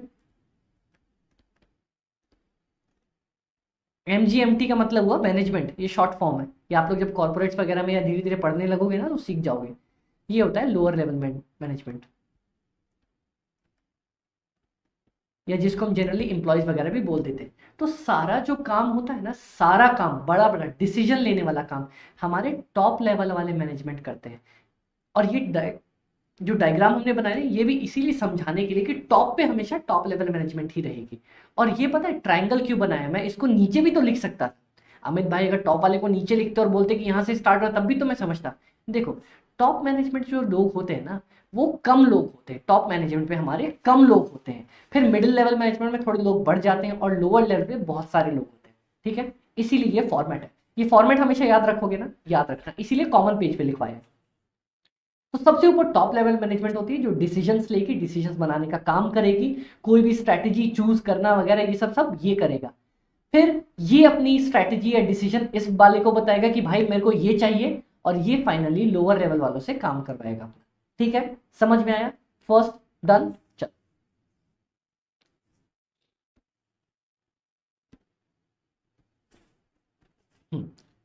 तो strategy provides an integrated framework for the top management to search for, मतलब स्ट्रैटेजी एक फ्रेमवर्क दे देती है, मतलब एक मेरे को स्ट्रक्चर प्रोवाइड कर देती है। स्ट्रक्चर बोले तो मतलब कि बोलते हैं ना कि अगर किसी चीज का ढांचा, इसको बोलते हैं एक ढांचा ऐसा कुछ बना के दे देती है। मान लो ये बक्सा बना के दे दिया, किस चीज के लिए? To search for, evaluate and exploit beneficial opportunities.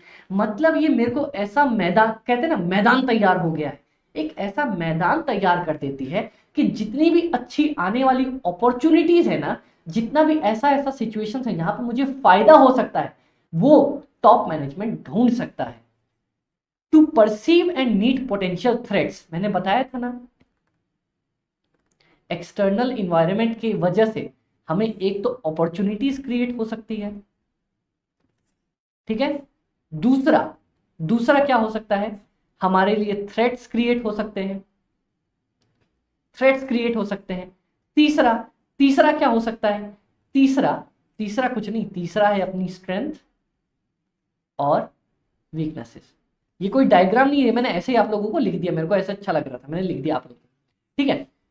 तो स्ट्रैटेजी क्या करती है? स्ट्रैटेजी मैनेजमेंट के लिए एक ऐसा ढांचा बना देती है, ऐसा बक्सा बना देती है, जिससे मैनेजमेंट पता कर सके क्या क्या अपॉर्चुनिटीज अवेलेबल है, क्या क्या थ्रेट्स है जिससे मेरे को बचना है, ठीक है। And make full use of the resources and strength, और मैं अपनी स्ट्रेंथ का अच्छे से यूज कर सकूं और अपनी वीकनेसेस को कम कर सकूं, and to offset the corporate weaknesses.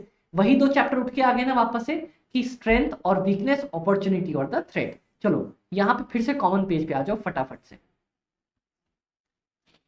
लिख लो, लिख लेते अपन। एक सबसे पहला लिख लो यहां पे स्ट्रेंथ,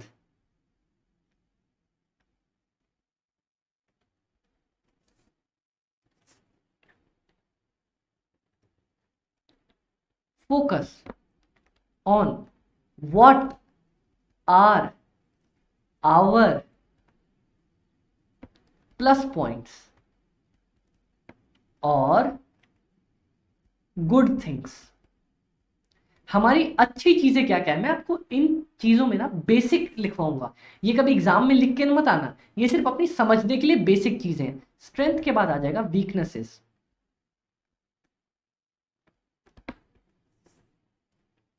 यहां पे find out what is my minus points and try to reduce it. अपने नेगेटिव पॉइंट्स को कम करने की कोशिश करूंगा ना मैं। फिर उसके बाद आता है अपॉर्चुनिटीज, मतलब दीज आर गुड अपॉर्चुनिटीज, बोले तो deals available for our benefit. और उसके बाद थ्रेट्स का मतलब problems for us which are created due to external environment। External environment की वजह से जो हमारे लिए प्रॉब्लम खड़ी हो गई उसको हम थ्रेट्स बोलते हैं। समझ में आ गया? ये 4 पॉइंट्स हैं। तो यही हमने यहां पे पढ़ा था कि स्ट्रेटेजी हमारे लिए क्या करके देती है। स्ट्रेटेजी मैनेजमेंट को एक ऐसा फ्रेमवर्क प्रोवाइड करवा देती है जिससे मैं पता कर सकता हूं मेरी अपॉर्चुनिटीज क्या क्या है, मेरे पास थ्रेट्स क्या क्या है, मेरी स्ट्रेंथ क्या क्या है ताकि मैं उसका और यूज कर सकूं, मेरी वीकनेस क्या क्या है ताकि मैं उसको कम कर सकूं। ठीक है, अब सबसे इंपॉर्टेंट पॉइंट सुनना, it is important to know that there is no substitute for sound, alert and responsible management. एक बात बताओ, अगर मैंने एक अच्छी स्ट्रेटेजी ला दी कि यार ये ये स्ट्रैटेजी यूज करोगे ना तो पक्का पक्का पक्का पक्का पास कर जाओगे, डन हो जाओगे। लेकिन क्या क्या क्या वो स्ट्रैटेजी से, सिर्फ वो स्ट्रैटेजी यूज करके ही हम पास हो सकते हैं क्या? नहीं, कभी भी नहीं। मेरी बात सुनो, एक स्ट्रैटेजी जो होती है ना उसको इंप्लीमेंट करने के लिए एक मैनेजमेंट भी तो चाहिए ना, लोग चाहिए जो उस स्ट्रैटेजी को इंप्लीमेंट करेंगे, तब तो जाके जीतेंगे ना अपन। जैसे गेम देखो, क्रिकेट का गेम याद है, धोनी याद है अपने को, सब याद है, चलो बहुत अच्छे। माइंडसेट, धोनी का माइंडसेट तो है, ठीक है, सबको पता है कि गेम खेला कैसे जाता है, जीता कैसे जाता है, आइडिया भी पता है। पर इंप्लीमेंट करने के लिए एक लीडर भी तो होना चाहिए ना जो इंप्लीमेंट कर सके, ताकि हम उस स्ट्रैटेजी को इंप्लीमेंट करने के बाद जीत सके। तो ये चीज याद रखना, स्ट्रैटेजी का मतलब ये कभी भी नहीं है कि वो मैनेजमेंट की हमें रिक्वायरमेंट नहीं है। It is important to note strategy is no substitute. Strategy कभी भी मैनेजमेंट से ऊपर नहीं है। स्ट्रैटेजी के बाद हमें मैनेजमेंट चाहिए ही चाहिए। किस लिए चाहिए? ताकि मैं स्ट्रैटेजी को अच्छे से इंप्लीमेंट कर सकूं। तो ये वाला पॉइंट मेरा क्या बताएगा? ये वाला पॉइंट मेरा बताएगा, हमेशा से लिख लो जो अपना शॉर्ट फॉर्म है, strategy is less than the management. Management बड़ी है, स्ट्रैटेजी नहीं। अकल बड़ी या भैंस, वैसे ही स्ट्रैटेजी बड़ा है, मैनेजमेंट मैनेजमेंट हमेशा बड़ी है। It must be recognized that strategy can never be perfect, flawless and optional and optimal. Sorry, flawless and optimal. मतलब एक और चीज याद रखना, स्ट्रेटेजी जो बनाते हो जीतने के लिए, क्या उससे श्योर शॉर्ट सक्सेस मिल जाती? क्या जरूरी नहीं है हर एक स्ट्रेटेजी से जीत सके। स्ट्रेटेजी पढ़ा था ना अपने, लास्ट में क्या पढ़ा था? मैं स्ट्रेटेजी इंप्लीमेंट करूंगा, उसके बाद देखूंगा कि भाई सक्सेस मिल भी रही है कि नहीं मिल रही है। अगर नहीं मिल रही होगी तो मैं अपनी स्ट्रेटेजी बदलने की कोशिश करूंगा ना। हाँ, तो इससे ये पता चलता है कि स्ट्रैटेजी जरूरी नहीं है कि स्ट्रैटेजी परफेक्ट हो। स्ट्रैटेजी हमारी गलत भी हो सकती है, परफेक्ट नहीं भी हो सकती है, इम्परफेक्ट हो सकती है। तो जरूरी नहीं एकदम मस्त मक्खन स्ट्रैटेजी हो, स्ट्रैटेजी इम्परफेक्ट भी हो सकती है। तो बहुत लोग आपसे एमसीक्यू में ऐसे पूछ सकती है कि स्ट्रैटेजी हमेशा परफेक्ट ही होगी क्या? ना ना ना ना ना ना मुन्ना ना, स्ट्रैटेजी कभी भी परफेक्ट नहीं हो सकती, ठीक है। It is in the very nature of the strategy, strategy के नाम में ही, नेचर में ही है that it is flexible and pragmatic. Pragmatic मतलब practical ways of dealing a problem to take care of a sudden emergencies. मतलब strategy कभी भी परफेक्ट नहीं होती। स्ट्रैटेजी का नाम में मतलब ही छुपा हुआ है कि स्ट्रैटेजी को अपन को बार बार तोड़ना मरोड़ना पड़ेगा। अगर मान लो, चलो मैं एक एग्जांपल देता हूं, ठीक है।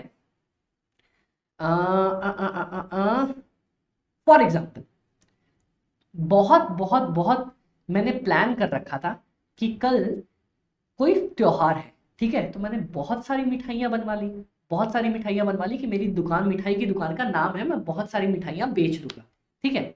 ये मैंने प्लान किया था, मेरी स्ट्रैटेजी थी कि बहुत सारी मिठाई बनवा लेते हैं, अच्छे दाम पे अपन निकाल देंगे, अपनी मिठाई बढ़िया है, ठीक है। क्या हुआ ना, बहुत बहुत बहुत बहुत ज्यादा बारिश हो गई और लोग घूमने निकले ही नहीं, त्योहार मनाया ही नहीं।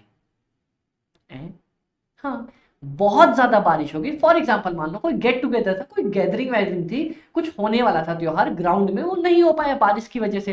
तो अब मैं क्या करूंगा? एक तो लोग होंगे जो माथा पकड़ के बैठ जाएंगे कि यार अब तो अपना भंटा धार हो गया, अब तो अपनी सारी मिठाई डूब गई, खराब हो गई, क्या करूं? दूसरे तरह के लोग होंगे कि मेरी पहली स्ट्रैटेजी फेल हो गई तो दूसरी स्ट्रैटेजी लगाता हूँ। क्या? देखता हूँ आसपास कहीं शादी वगैरह हो रही है क्या, उनको मिठाई रिक्वायर्ड है क्या, थोड़े कम दाम में ही सही, लेकिन अपनी मिठाइयाँ निकाल देता हूँ। ये होती है स्ट्रैटेजी। स्ट्रैटेजी का मतलब जरूरी नहीं कि परफेक्ट ही हो, स्ट्रैटेजी ऊपर नीचे भी हो सकती है, क्योंकि अपन ने सबसे पहले वाले पार्ट में ही पढ़ा कि एक्सटर्नल इन्वायरमेंट की वजह से कुछ भी ऊपर नीचे हो सकता है। तो स्ट्रैटेजी को हमें तोड़ना मरोड़ना भी पड़ सकता है, ठीक है। समझ में आया? This is the very nature of the strategy कि ये फ्लेक्सिबल होती है और इसका काम ही होता है कि जो प्रैक्टिकल प्रॉब्लम आ गई है ना, कौन सी प्रैक्टिकल प्रॉब्लम, बारिश हो गई, अब वो फंक्शन नहीं हो रहा, उससे डील करना। कैसे डील करना? मैं ढूंढता हूँ कि कोई शादी ब्याह तो नहीं हो रहा, अगर हो रहा है तो हाँ वहां पे अपनी मिठाइयाँ भिजवा के काम खत्म करवा लेता हूँ। समझ में आया? तो स्ट्रैटेजी के बारे में अपन ने पूरा ऊपर से नीचे पढ़ा कि स्ट्रैटेजी का मतलब पढ़ा। स्ट्रैटेजी का मतलब क्या होता है? It is a long term blueprint organization का, ठीक है, कि वो क्या करना चाहता है, of organization image, destination and destination and, क्या है यहाँ पे, डेस्टिनेशन कहाँ गया कहाँ गया क्या गया, डेस्टिनेशन एंड डायरेक्शन, ये है हमारे पास, ठीक है, कि ये क्या करना चाहता है, क्या अचीव करना चाहता है, ठीक है, बहुत अच्छे। दूसरा, स्ट्रेटजी क्या करता है? स्ट्रेटजी के बारे में अगर कभी लंबा लंबा क्वेश्चन आएगा तो ये लिख के आएंगे। दूसरा, स्ट्रेटजी क्या करता है, एक फ्रेमवर्क प्रोवाइड करके दे देता है। कैसा फ्रेमवर्क, कि भाई आप अपनी अपॉर्चुनिटी का पता करो, थ्रेट्स से बचो, स्ट्रेंथ को और बढ़िया करो और वीकनेसेस को आइडेंटिफाई करके सॉल्व कर लो। Second point done. Third point ये कि स्ट्रैटेजी कभी भी स्ट्रैटेजी कभी भी परफेक्ट नहीं होती। It is flexible and deals with practical problem. ठीक है, बात खत्म। और चौथा पॉइंट फटाक से बता दो, strategy is never a substitute for management. बात खत्म। 5 नंबर में इतना लिख के आओगे, 5 में से 4.5 कोई भी नहीं रोकने वाला आपको देने से। ठीक है, समझ में आ गया? अगर पूछेगा कभी तो ये लिख के आएंगे। तो जल्दी से ना आप लोग मेरे को भेजोगे व्हाट इज स्ट्रैटेजी, 2 नंबर के लिए क्या लिखोगे, और 5 नंबर का आ गया तो क्या लिख के आओगे। डन, बहुत अच्छे। तो इस तरह से हमने स्ट्रैटेजी को पूरा खत्म किया। समझ में आया? चल, corporate strategies are formulated by top managers. ये मैंने आप लोगों के लिए एमसीक्यू के लिए लिखा है कि स्ट्रैटेजी कौन बनाता है। मैंने सबसे पहले बताया, वो डायग्राम याद है, टॉप मैनेजर ऊपर वाले बनाते हैं और नीचे वाले पे थोप देते हैं। ये भी अपन पढ़ेंगे, ये भी आगे चैप्टर में बढ़िया से आएगा, लेकिन अभी समझ लो स्ट्रैटेजी बनाता कौन है, ऊपर वाले।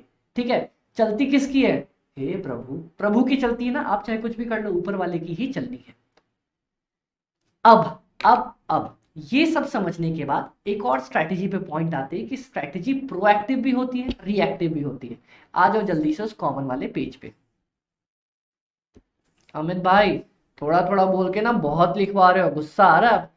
थोड़ा सा बस आज की क्लास में थोड़ा सा, इसके बाद नहीं, पक्का डर नहीं लिखवाऊंगा, पक्का नहीं लिखवाऊंगा। प्रोएक्टिव पक्का यार, पक्का नहीं लिखवाऊंगा, थोड़ा लिख लो ना, बात मानो ना यार। प्रोएक्टिव। अच्छा, इसको एक काम करता हूं, मैं 2-3 भाषा में बताने की कोशिश करता हूं। ठीक है, सबसे पहला इंग्लिश, कॉमन लैंग्वेज तो सबको समझ है। Proactive means taking action in advance और taking action before happening of an event। समझ में आ गया? प्रोएक्टिव। सबसे पहले English means we want to take an action before word सबसे ज्यादा इंपॉर्टेंट है। बिफोर वर्ड सबसे ज्यादा, कुछ होने से पहले। We are taking an action before occurrence of any event, it is known as proactive. Hindi सुनो, कोई घटना घटने से पहले अगर मैं एक्शन ले लूं ना, उसको बोला जाता है प्रोएक्टिव रिएक्शन। ठीक है, प्रोएक्टिव बनना। ठीक है, कोई घटना होने से पहले अगर मैं एक्शन ले लूं मीन्स आई एम प्रोएक्टिव। इसको अब हरियाणवी में बोलूं, चलो हरियाणवी में बोलते हैं, अरे भाई अगर किमी होने पहले ना तू काम करन लाग जा, किमी होने पहले अगर तू एक्शन ले लिया तो मैंने बोला हाँ प्रोएक्टिव होना। समझ में आ गया? पंजाबी में बोलूं, अच्छा वीर जी जे कोई गल होन तो पहला ही आपा एक्शन ले लाना, उन्हें आपा कहते हैं प्रोएक्टिव स्ट्रैटेजी। ठीक है, 4 भाषा में बोल दिया, अब समझ में आ जाना चाहिए। मतलब कुछ भी होने से पहले pro pro pro pro pro pro pro मतलब पहले, पहले अगर मैं एक्शन ले लूं उसको बोलते हैं प्रोएक्टिव। और आप नहीं, आप रिएक्टिव, रिवाइटल एक्टिव नहीं, reactive. Taking action after occurrence of an event। कुछ भी घटना घट जाने के बाद, चोट लग जाने के बाद जब हम एक्शन लेते हैं उसको बोलते हैं रिएक्टिव स्ट्रैटेजी। अब पछतात हो तो क्या, जब चिड़िया चुग गई खेत, फिर भी अपन उसके बाद कुछ हो जाने के बाद जो अपन अपना रिएक्शन करते हैं ना, जो रिएक्टिव जो स्ट्रैटेजी अपनाते हैं उसको बोलते हैं रिएक्टिव स्ट्रैटेजी।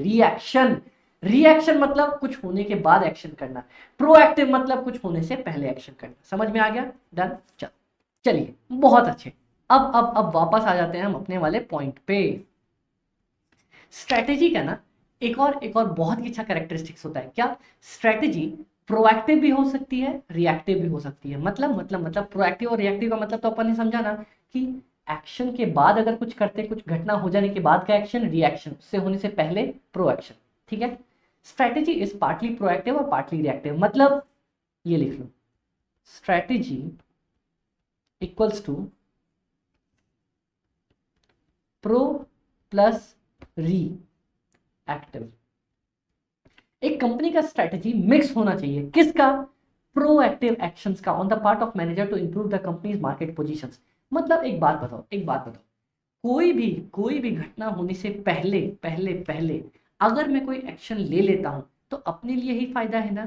बताऊं कैसे? चल, मोदी जी ने बोला मेक इन इंडिया करना है अपने को, ठीक है, मेक इन इंडिया करना है। तो पता है मैंने सबसे पहले क्या किया? मैंने सबसे पहले मान लो मैं चाय बेचता था, ठीक है, मैंने सबसे पहले क्या किया ना, मिट्टी के कुल्हड़ों में देना स्टार्ट कर दिया। ठीक है, मोदी जी ने अनाउंस किया ही है और सबसे पहले कोई कुछ इंप्लीमेंट करता उससे पहले ही मैंने मिट्टी के कुल्हड़ों में देना स्टार्ट कर दिया। It is my proactive strategy. पहले से ही मैंने भाप लिया कि अब मेड इन इंडिया का बात आ गई है ना, अब लोग स्वदेशी पे ज्यादा ध्यान देंगे, तो लोग स्वदेशी पे ध्यान देते उससे पहले मैंने अपना काम स्टार्ट कर दिया। उसको बोलते हैं प्रोएक्टिव स्ट्रेटजी। ठीक है, समझ में आया? अब रिएक्टिव स्ट्रेटजी, कभी कभी क्या होता है ना, जरूरी नहीं कि मैं हर बार एक्शन पहले ही लेके बैठ जाऊं। कई बार होता है कि जब चोट लग जाती है ना, तब उसके बाद अपन संभलते हैं और तब उसके बाद एक्शन लेते हैं। जैसे मैं बताता हूं, मान लो मोदी जी ने मेक इन इंडिया अनाउंस कर दिया, सब लोगों ने कुल्हड़ में बेचना स्टार्ट कर दिया, लेकिन पता है एक दिक्कत आ गई। कुल्हड़ में जब हम पकड़ते थे ना चाय, तो वहां पे गर्म लगता था, ढंग से पकड़ नहीं पाते थे। मैंने ऐसा कुल्हड़ बनाया जिसको एक हैंडल भी दे दिया। अब क्या हुआ, मैंने लोगों के एक्शन होने के बाद अपना रिएक्शन लिया, पर ऐसा रिएक्शन दिया कि मैं लोगों को बीट कर गया। ठीक है, तो जरूरी नहीं हर बार प्रो एक्शन ही हो, बाद में भी अपन एक्शन ऐसा ले सकते हैं जो लोगों को बीट कर जाए। तो मेरी स्ट्रैटेजी कैसी होनी चाहिए? हर बार प्रोएक्टिव होनी चाहिए क्या? जरूरी नहीं है हर बार प्रोएक्टिव हो, हर बार मैं सब कुछ पता कर लूं, भगवान नहीं हूं मैं। ठीक है, वो डायलॉग नहीं सुना क्या, इतना चुभने लगा हूं सबको, छुरा तो नहीं हूं, जितना बताते हो मेरे बारे में इतना बुरा तो नहीं हूं। वो इंस्टाग्राम से ही देखा था मैंने आज सुबह सुबह, वो कोई आ रहा था टिकटॉकर। ठीक है, तो स्ट्रैटेजी मेरी दो तरीके की हो सकती है, प्रोएक्टिव भी और रिएक्टिव भी। एक बढ़िया स्ट्रैटेजी कैसी होती है? It is a blend of proactive and reactive strategy. तो इन चारों पॉइंट्स के बाद पांचवा पॉइंट्स क्या आ जाएगा? Strategy is a blend of proactive and reactive strategy. Reactions to unanticipated developments and fresh market conditions in dynamic business. मतलब environment तो बदलते ही रहता है ना, तो उसके बाद बदलते इन्वायरमेंट को देख के जो मैं रिएक्शन करता हूं उसको बोलते हैं रिएक्टिव स्ट्रैटेजी। डन, समझ में आ गया? बहुत ज्यादा अच्छे। अब as is evident from the figure ऊपर वाला से, current strategy flows from both previously initiated actions. मतलब जो मैं नई स्ट्रैटेजी बनाता हूं ना, ये लिख लो यहां पे, न्यू स्ट्रैटेजी क्या होती है? मिक्स ऑफ ओल्ड स्ट्रैटेजी जिससे मैं अच्छा परफॉर्म कर रहा था, old strategy which was performing good, which was performing good, मेरी वो वाली स्ट्रैटेजी जो अच्छा परफॉर्म कर रही थी, that business that are working well enough to merit continuation, as well as plus plus plus plus plus क्या? New strategies. किस वजह से? न्यू स्ट्रैटेजीज कहां गया, as well as newly initiated managerial decisions and actions that strengthen the company positions. New strategies as per new environment. मतलब जैसे ही environment और conditions, जैसे ही इन्वायरमेंट या कंडीशंस बदले, उसके साथ साथ जो मैंने नई स्ट्रैटेजी लगाई ना, वो दोनों जोड़ के हमारी स्ट्रैटेजी बनती है नई वाली स्ट्रैटेजी। समझ में आया? तो जरूरी नहीं नई वाली स्ट्रैटेजी सिर्फ नई हो, एक कोई पुरानी अच्छी मेरी स्ट्रैटेजी चल रही है, मैं उससे अच्छा कमा रहा हूं, तो उसको क्यों छोड़ना है यार। मेरे पापा हमेशा एक बात कहते, पता है, आते हुए बादलों को देख के कभी भी अपने घड़े नहीं फोड़े जाते कि बारिश तो होगी तो घड़ा फोड़ दो। नहीं भाई, घड़ा तो संभाल के रखो, वो तो काम आएगा। इसीलिए नई स्ट्रैटेजी जो होती है ना, पुरानी चलती रहेगी अगर वो अच्छा कर रही है, प्लस उसमें कुछ नया ऐड कर दो। ठीक है, समझ में आया? तो देखो मैंने पापा की नॉलेज यहां यूज कर ली। समझ में आ गया? बहुत ज्यादा अच्छे। 10 strategy partly is deliberative and proactive. Strategy मेरी प्रोएक्टिव है, standing as the product of management analysis and strategic thinking about the company situation. कौन सा?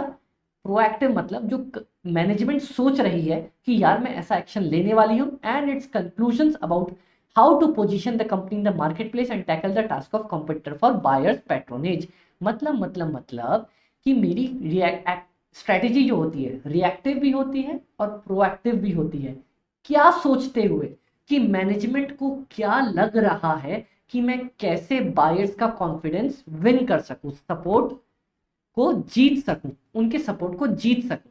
स्ट्रेटेजिक थिंकिंग मैनेजमेंट की सोच अबाउट द कंपनी सिचुएशन कि हम कहां पे हैं, and its conclusion about how to position the company, मैं कहां कंपनी को ले जाना चाहता हूं। ये दोनों सोच के जो हम स्ट्रेटेजी बनाते हैं उसको बोलते हैं अपनी फाइनल स्ट्रेटेजी।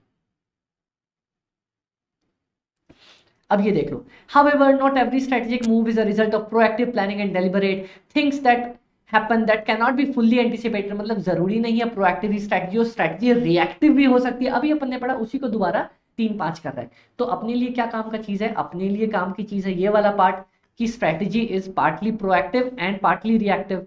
कैसे?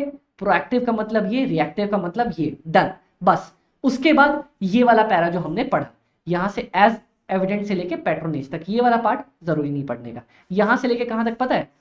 ये वाला, डन, बात खत्म। अब देखो, crafting a strategy thus involves stitching together proactive or intended strategy and adopting pieces of successful reactions। मतलब फिर से वही बात, अरे आप नहीं भैया, प्रोएक्शन, प्रोएक्टिव को मैं क्या ये बोल सकता हूं? My old thinking about environment. मैं सोच रहा था कि यार इन्वायरमेंट ऐसा मूव करेगा, इसलिए मैंने ये वाली स्ट्रैटेजी बनाई। अब reactive strategy, new sudden change. क्यों? क्योंकि मार्केट अलग परफॉर्म करेगा तो मैंने अलग तरह की स्ट्रैटेजी बना ली। ये दोनों को जोड़ के मेरी परफेक्ट स्ट्रैटेजी बनती है। ठीक है, चलो। Strategy helps अनरेवल complexity and reduce uncertainty caused by the changes in the environment. अगर अच्छी स्ट्रैटेजी होती है ना तो उससे आगे चल के अपने को दिक्कत नहीं आती, वो नीचे अपने को समझ में आ जाएगा।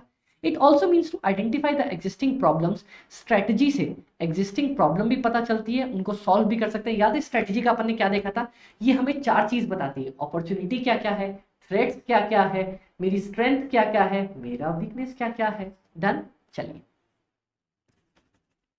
इसने यूपीआई का एग्जांपल लिया, पता है एग्जाम्पल यहाँ हर एक इंपॉर्टेंट पढ़ के चलना, क्योंकि एग्जाम्पल से ही उठ के वो केस सिनेरियो वाले जो क्वेश्चन बनाता है ना वो यहीं से बनाता है। देखो यूपीआई था, UPI has change the entire digital payment का landscape in India and has now gone global, a true example of made in India for the world.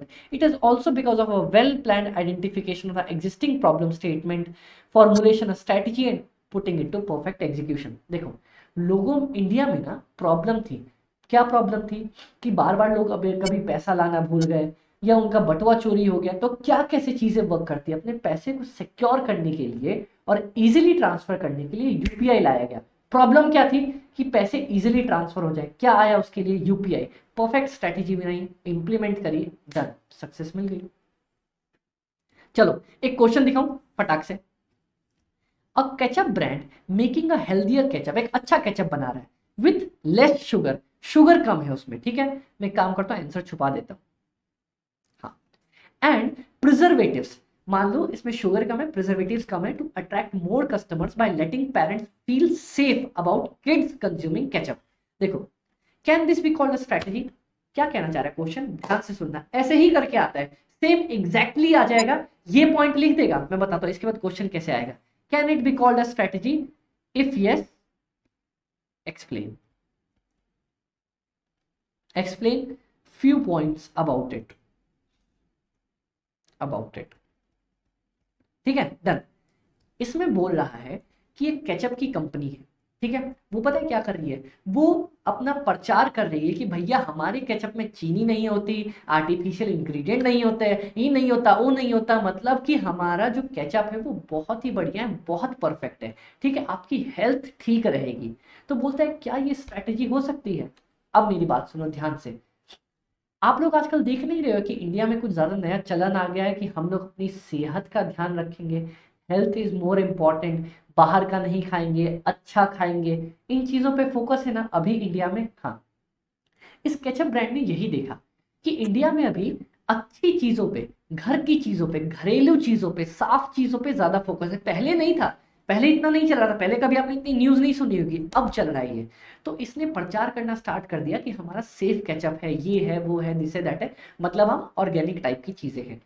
तो इसने क्या किया, इसने पहले ही भांप लिया कि लोग अच्छा सेफ ऑप्शन पे जा रहे हैं और इस तरह से अपना प्रचार करना स्टार्ट कर दिया। तो it is taking action before before लोग धीरे धीरे अभी जा रहे हैं। ऐसा नहीं है कि लोग स्ट्रिक्ट हो गए हैं, लोग धीरे धीरे इस मोड में जा रहे हैं।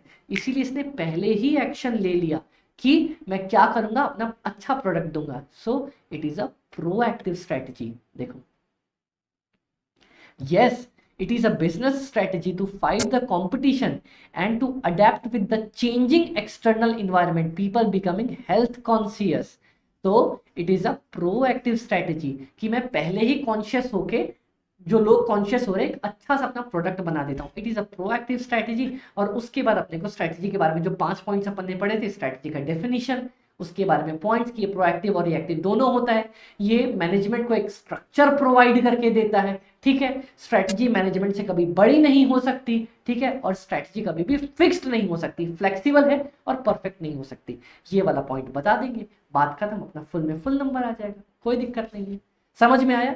ऐसे लिखते हैं आंसर, ऐसे लिखा जाता है व्हाट इज स्ट्रेटजी। एक स्ट्रेटजी पे हमने इतनी लंबी क्लास खत्म कर दी, ठीक है। तो अब जाके on an average I guess हमारा 1 घंटे से ऊपर क्लास हो गया और हमने सिर्फ और सिर्फ ये सीखा है कि स्ट्रेटजी किसको कहते हैं। समझ में आया? फुल अपने को अच्छे से समझ में आया? कोई दिक्कत यहां तक? कोई दिक्कत नहीं है, चलो बहुत अच्छे। अब मैंने आपको चैप्टर के स्टार्ट में लिखाया था कि ये चैप्टर है स्ट्रेटजी और मैनेजमेंट के बारे में, स्ट्रेटजी के बारे में और मैनेजमेंट के बारे में। स्ट्रेटजी के बारे में तो अपन ने इतने अच्छे से पढ़ लिया, अब मैनेजमेंट के बारे में पढ़े। चलिए ठीक है, 1 सेकंड में पानी पी लो, फिर अपन पढ़ते। आप भी सांस ले लो।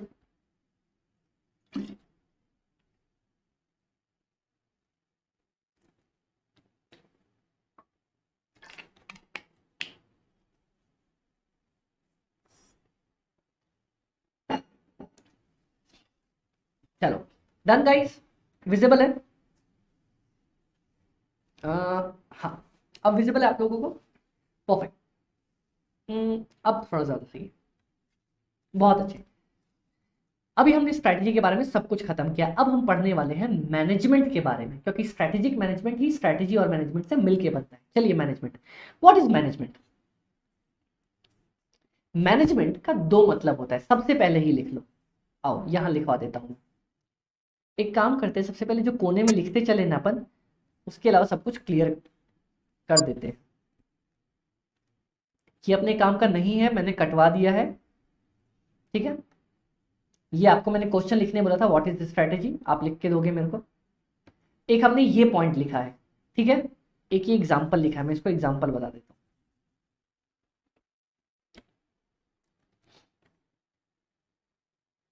प्लान,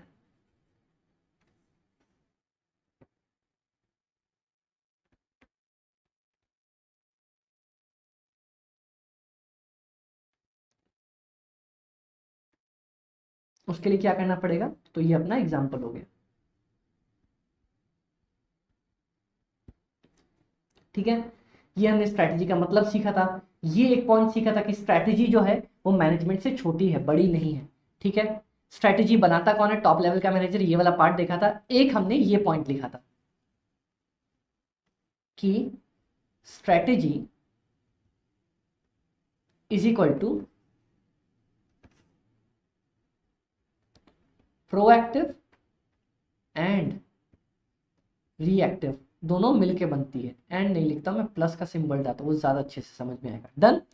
इसके बाद हमने और कुछ लिखा था। हाँ, न्यू स्ट्रैटेजी का मतलब क्या होता है? New strategy mix of old strategy होती है और एक न्यू स्ट्रैटेजी का मतलब न्यू स्ट्रैटेजी होती है, ठीक है। डन। प्रोएक्टिव का मतलब ये अपन ने ऊपर समझ लिया था, तो इसको चलो ठीक है मैं छोड़ देता हूँ यहाँ पे, वैसे लिखने की कोई जरूरत नहीं।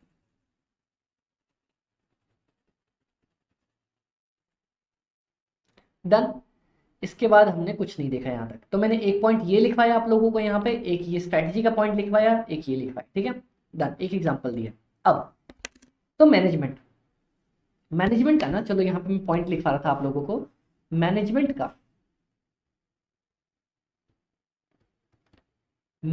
का दो मतलब है। कौन कौन से दो मतलब? सबसे पहला पीपल, दूसरा प्रोसेस। है भाई, क्या क्या क्या क्या क्या? अरे देखो यार, ये तो हमें भी पता है। मैनेजमेंट का मतलब क्या हुआ? किसी चीज को मैनेज करना, है ना? किसी चीज को मैनेज करना मैनेजमेंट कहलाता है, ये तो हमें पता है। तो ये वाली तो डेफिनेशन पता है ना मैनेजमेंट की, प्रोसेसेस जिसके थ्रू हम मैनेज करते हैं उसको कहा जाता है मैनेजमेंट। समझ में आ गया? Processes to manage is known as, देखो, सेट ऑफ इंटर रिलेटेड। पहले ये वाला पार्ट पढ़ता हूं, बहुत लोग आपको पहले ऊपर वाला पार्ट पढ़ाएंगे, लेकिन पहले नीचे वाला part. Management means set of all the functions and process carried out by the management of the organizations। किस चीज के लिए? किस चीज के लिए? किस चीज के लिए? To achieve the objectives of the organization. तो देखो, जितनी भी प्रोसेस या फंक्शंस इंप्लीमेंट किए जाते हैं अपनी ऑब्जेक्टिव्स को अचीव करने के लिए, उसको कहा जाता है मैनेजमेंट। अब बहुत बार सुना होगा ना, कंपनी की मैनेजमेंट जो है ना, टॉप लेवल मैनेजमेंट है खराब, टॉप लेवल मैनेजमेंट आया खराब है। कौन है टॉप लेवल मैनेजमेंट? वाह, कौन है ये आदमी? मैनेजमेंट मतलब जितने भी पीपल हैं, बड़े लोग, की ग्रुप इन द ऑर्गेनाइजेशन, वो लोग जिनका ऑर्गेनाइजेशन में मेन रोल है, की रोल है। आप और मैं जैसे छोटे आदमी नहीं, जो हम एम्प्लॉयज की तरह लैपटॉप पे बैठ के ठक ठक ठक काम कर रहे हैं, नहीं। कौन? जो बड़े लोग बड़े कैबिन्स में बैठ के डिसीजन ले रहे हैं ना, उनको बोला जाता है मैनेजमेंट। तो मैनेजमेंट के दो मतलब, कौन कौन से? पीपल, पीपल कौन से हुए? ए वाला पार्ट, और ये हुआ मेरा बी वाला पार्ट। तो चलो, it is use with the reference of key group in an organisation, highlighted वाला पार्ट ही पढ़ना है। Key group in an organisation in charge of its affairs, मतलब वो की ग्रुप जो ऑर्गेनाइजेशन के अफेयर्स के चार्ज में है। तो मतलब क्या बोलेंगे? Management means those people who are in charge of the affairs of the organization, ठीक है। द चीफ ऑर्गन, और द चीफ ऑर्गन इंटरेस्टेड, जिसको बोला जाता है with the task of making it purposeful and productive entity, मतलब जिसका काम है एंटिटी को ग्रो करवाना, ठीक है। By undertaking the task of bringing together, ये वाली लाइन इंपॉर्टेंटली लिख के आनी है। Chief organ undertaking the task of bringing together, सबको एक साथ लेके आना। किसको? सारे रिसोर्सेज को, मैन पावर को, money, material, technology, combined to functioning. एक बात बताओ, बात बताना, आज की दुनिया में ये बताओ, अमीर कौन नहीं है? बहुत सारे, मतलब हम लोग नहीं, मतलब बहुत सारे लोग अमीर है ना। तो पैसा किसके पास नहीं है? कौन सामान नहीं खरीद सकता? कौन स्टील नहीं खरीद सकता? कौन स्टील नहीं बनवा सकता? कौन मजदूर नहीं मंगवा सकता? पर क्या कोई टाटा जैसी बड़ी कंपनी खड़ी कर सकता है क्या? नहीं कर सकता। क्यों नहीं कर सकता? सबसे पहला पार्ट, उसके लिए वो मैनेजमेंट ही नहीं है उसके पास, जो इन सारी चीजों को एक साथ परफेक्ट तरीके से मिला सके। जैसे टीम इंडिया के पास, अभी मैं कुछ खराब नहीं बोलूंगा, सारे कैप्टन अपने बहुत अच्छे हैं, अपने पास सारे तगड़े प्लेयर्स हैं, पर अपने पास धोनी की तरह वो माइंडसेट नहीं है कि जो सबको अच्छे से मिला के उसको यूज कर सके। इसीलिए अपन हार जा रहे हैं। याद है चैंपियंस ट्रॉफी, अपन हारने वाले थे, तब भी धोनी ने दिमाग लगा के जितवा दिया। तो हमारे पास सब कुछ है, लेकिन वो एक मैनेजमेंट ही नहीं है, वो टीम लीडर ही नहीं है जो हमें जितवा सके। तो बस वो कमी चल रही है, इसीलिए अपन वर्ल्ड कप हार गए यार, और कोई नहीं। बाकी रोहित और कोहली भी बहुत अच्छा खेले यार, बहुत अच्छा खेले। ठीक है, डन। चलो, अब सेकंड पार्ट, मैनेजमेंट और किसको कहते हैं? प्रोसेस को, मतलब वो सारे फंक्शन, वो सारे प्रोसेस जो ये मैनेजमेंट वाले लोग यूज करते हैं, किस चीज के लिए? ऑब्जेक्टिव्स को अचीव करने के लिए। Used with a set of interrelated functions and process carried out by the management of an organization to attain its objectives, अपने objectives को अचीव करने के लिए हम जो प्रोसेस का यूज करते हैं, हम नहीं, मैनेजमेंट जिस प्रोसेस का यूज करती है उसको भी मैनेजमेंट ही कहा जाता है। कौन कौन से फंक्शंस? सबसे पहला प्लान करना, मैनेजमेंट प्लान बनाती है ना कि यार हाँ ये अपने को काम करना है। ऑर्गेनाइज करना, चीज़ों को एक साथ लेके आती है, ऑर्गेनाइज करना। उसके बाद डायरेक्ट करना, ए भाई ये करना है, सुनो टीम लीडर तुम्हें आज ये करवा के देना है, अपने को इतना काम करवा के देना है, डायरेक्ट करना लोगों को। उसके बाद स्टाफिंग, सही बंदे लेके आना। एक जरूरी नहीं है कि ऐसा खड़ूस मैनेजर लेके आ जाऊं जो अपनी टीम की वॉट ही लगवा दे। एक अच्छा मैनेजर लेके आना, अच्छे लोग लेके आना, कंट्रोल। और सबको ढीला नहीं छोड़ सकते, सबको कंट्रोल रखना पड़ेगा। पता है ऐसा भी अच्छी बात नहीं होती कि एक बहुत ढीला ढाला मैनेजर लिया है जो सबकी सुनता हूँ। मैनेजर को कंट्रोल भी करना आना चाहिए कि अगर मेरे लोग लापरवाह हो रहे हैं तो उन्हें कंट्रोल कैसे करूँ। तो मैनेजमेंट का काम क्या होता है, सबसे पहला एक प्लान प्रिपेयर कर लो, ठीक है। उसके बाद ऑर्गेनाइज करके रखो सबको। उसके बाद डायरेक्ट करो, सबको डायरेक्शन देते रहो, और स्टाफिंग करो और कंट्रोल करो। इसके लिए कोई निमोनिक बनूं आपको?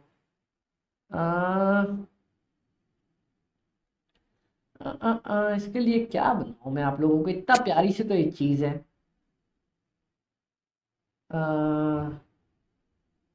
SPD। कोई निमोनिक की जरूरत नहीं है। मैं निमोनिक्स वैसे भी प्रेफर नहीं करता, क्योंकि क्या है ना, कुछ चीजें बहुत प्यारे तरीके से ही समझ में आ जाए तो वही अच्छा है। तो चलो मैं ये बता देता हूँ कैसे ये करते हैं।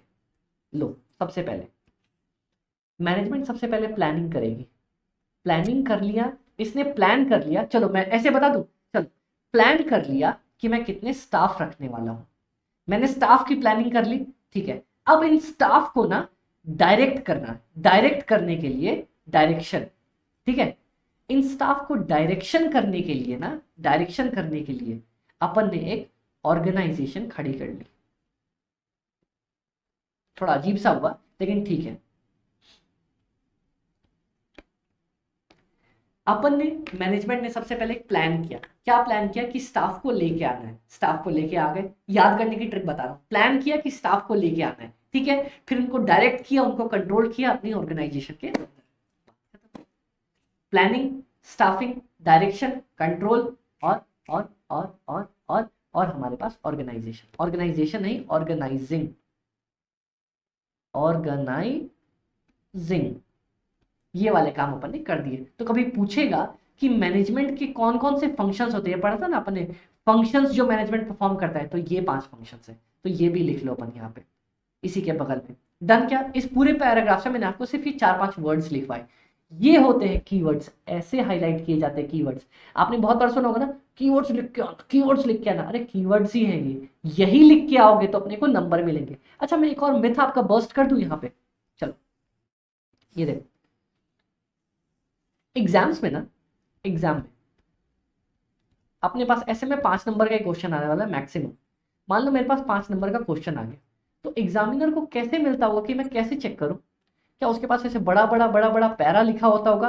बिल्कुल नहीं। ध्यान से सुनना ये मेरी बात। उसके पास 5 नंबर के लिए ना कुछ ऐसे 5 लाइनें आती हैं, 1 2 3 4 5, और नीचे लिखा रहता है कि अगर ये कीवर्ड्स लिख के एक्सप्लेन किया है ना, तब उसको 1 में से 1 दे देना। अगर खाली कीवर्ड्स लिखे हैं तो आधा नंबर दे देना। समझ में आया? ये वाला पार्ट समझ में आया? ठीक है। इसीलिए मैं आपको साइड साइड में कीवर्ड्स लिखवाना चाह रहा हूँ कि भाई ये तो लिख के ही आना, और इसको अगर आप एक्सप्लेन करके आ गए गलती से भी तो बस बात खत्म अपनी, उसके बाद तो कोई दिक्कत ही नहीं होने वाली है। ठीक है, समझ में आया? तो एक सेकेंड, ये वाला पार्ट है हमारा, ठीक है। अगर ये हम कीवर्ड्स लिख के आ गए और उसको हल्का सा एक्सप्लेन कर दिया, फुल नंबर दे देंगे। डन, बहुत अच्छे। अब हम कहाँ पे थे? यहाँ पे थे। तो हमने मैनेजमेंट का मतलब भी समझ लिया। अब बारी है दोनों को जोड़ने की। किसको जोड़ने की? स्ट्रेटेजी और मैनेजमेंट को। तो स्ट्रेटेजिक मैनेजमेंट मतलब strategy and management. Strategic management process is the set of activities that firm managers undertake to put their firm in the best possible position to compete successfully in the marketplace। मतलब strategic management का मतलब होता है ना, सबसे पहले management वाले लोग, मैनेजमेंट जो टॉप लेवल मैनेजमेंट होती है वो ऐसे प्लान्स प्रिपेयर करती है, ठीक है, ऐसे प्लान्स प्रिपेयर करती है कि अपनी ऑर्गेनाइजेशन को सबसे टॉप लेवल पे लेके जा सकते। These are the set of the activities, activities strategy मतलब plan, activities that the firm managers मतलब मैनेजमेंट अंडरटेक, किस चीज के लिए, to put their firm in the best possible position, अपनी फर्म को बेस्ट पॉसिबल पोजीशन पे लेके जा सकते। तो अपने को क्या याद करना है, अपने को सिर्फ और सिर्फ इतना वाला पार्ट याद करना है कि स्ट्रेटेजिक मैनेजमेंट का क्या मतलब। And complete successfully. Strategic management is made up of distinct activities. पता है स्ट्रेटेजिक मैनेजमेंट में कौन कौन सी एक्टिविटीज होती है? पहले एक चार्ट होता था, अब हट चुका है वो, बताऊं कौन सा? चलो देखो, स्ट्रेटेजिक मैनेजमेंट में सबसे पहला काम होता है, पहले ये पता करो भाई मैं आज कहाँ पे खड़ा हूँ, आज भी वही। हाँ, तो सबसे पहले ये पता करो कि आप अभी कहाँ पे खड़े हो, आप किस पोजीशन में हो, ठीक है। दूसरा, मैं कहाँ जाना चाहता हूँ, एक रास्ता, एक अपन जर्नी भी तो ऐसे ही प्लान करते हैं ना कि मैं कहाँ पे खड़ा हूँ, ठीक है, मैं यहाँ पे, मेरे को यहाँ जाना है, ठीक है। अब यहाँ जाने के कौन कौन से रास्ते हैं, कौन कौन सी डिफरेंट स्ट्रेटेजीज है, पैदल चल के चला जाऊं, बाइक से चला जाऊं, स्कूटी से चला जाऊं, सबसे बढ़िया वाली कौन सी है उसको अप्लाई करो और चेक करो क्या वो मुझे मेरे रास्ते तक ले जा रही है या नहीं ले जा रही है, ठीक है। तो ये डायग्राम में बने रहने देता हूं कि अपना सबसे पहला काम है फाइंड आउट करो where we are, second where we want to go, third different strategies कौन कौन सी अवेलेबल है, चौथा चूज द बेस्ट वन, और फिर से वही पांचवा चैप्टर ही आ गया अपने पास, चूज द बेस्ट वन, और फाइनली कंट्रोल करना, बात खत्म। तो स्ट्रेटेजिक मैनेजमेंट इसको बोलते हैं। स्ट्रेटेजिक मैनेजमेंट किसको बोलते हैं जल्दी से बताओ? Means all those activities which are used by the top level management to achieve the goals of the organizations, और किस चीज के लिए, टू compete और bring the firm in the best position। बस कौन कौन सा बात, सेट ऑफ एक्टिविटीज, हमारे लिए कीवर्ड क्या हो गया यहाँ पे, मैं कीवर्ड हाईलाइट करा देता हूँ, सेट ऑफ एक्टिविटीज और मैनेजमेंट और put the firm in the best position. बस इसके बाद एक लाइन और लिख के आ जाना, दो में से दो नंबर आ जाएंगे कि इट इंक्लूड्स फॉलोइंग एक्टिविटीज। कौन सा? Find out where we are now, where we want to go, what are different strategies available, choose the best one, apply, measuring and evaluating performance, यही चीज लिखी हुई है। डन? समझ में आया? यहां तक अपने को समझ में आया? कोई दिक्कत? हमने फुल प्यारे तरीके से देखा कि हमारे पास स्ट्रेटेजिक मैनेजमेंट का क्या मतलब है, स्ट्रेटेजी का क्या मतलब है, मैनेजमेंट का क्या मतलब है, स्ट्रेटेजिक मैनेजमेंट का क्या मतलब है, ये देखा। समझ में आया? अरे रुक जाओ भैया, समझ में आया? कोई दिक्कत? चलिए बहुत ज्यादा अच्छे।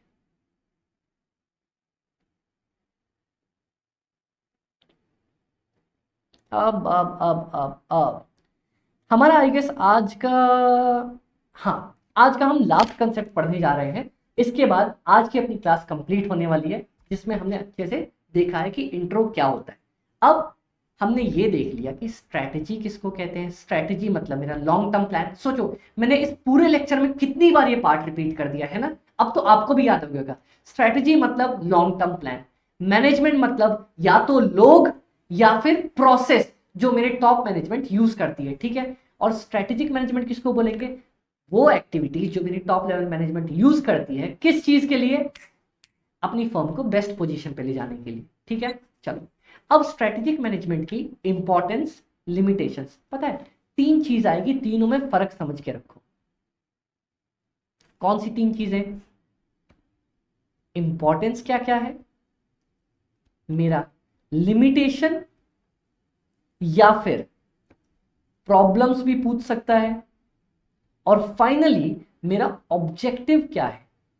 इंपॉर्टेंस का मतलब, इंपॉर्टेंस या बेनिफिट का मतलब क्या फायदा वो मेरे को देने वाला है, ठीक है। लिमिटेशंस या प्रॉब्लम्स का मतलब क्या नुकसान है उसका, और ऑब्जेक्टिव्स मेरा उद्देश्य क्या है, गोल क्या है। तो तीनों वर्ड अलग अलग है, तीनों का मतलब अलग अलग है, अलग अलग समझ के रखना, ठीक है। अभी हम पढ़ने वाले ऑब्जेक्टिव्स।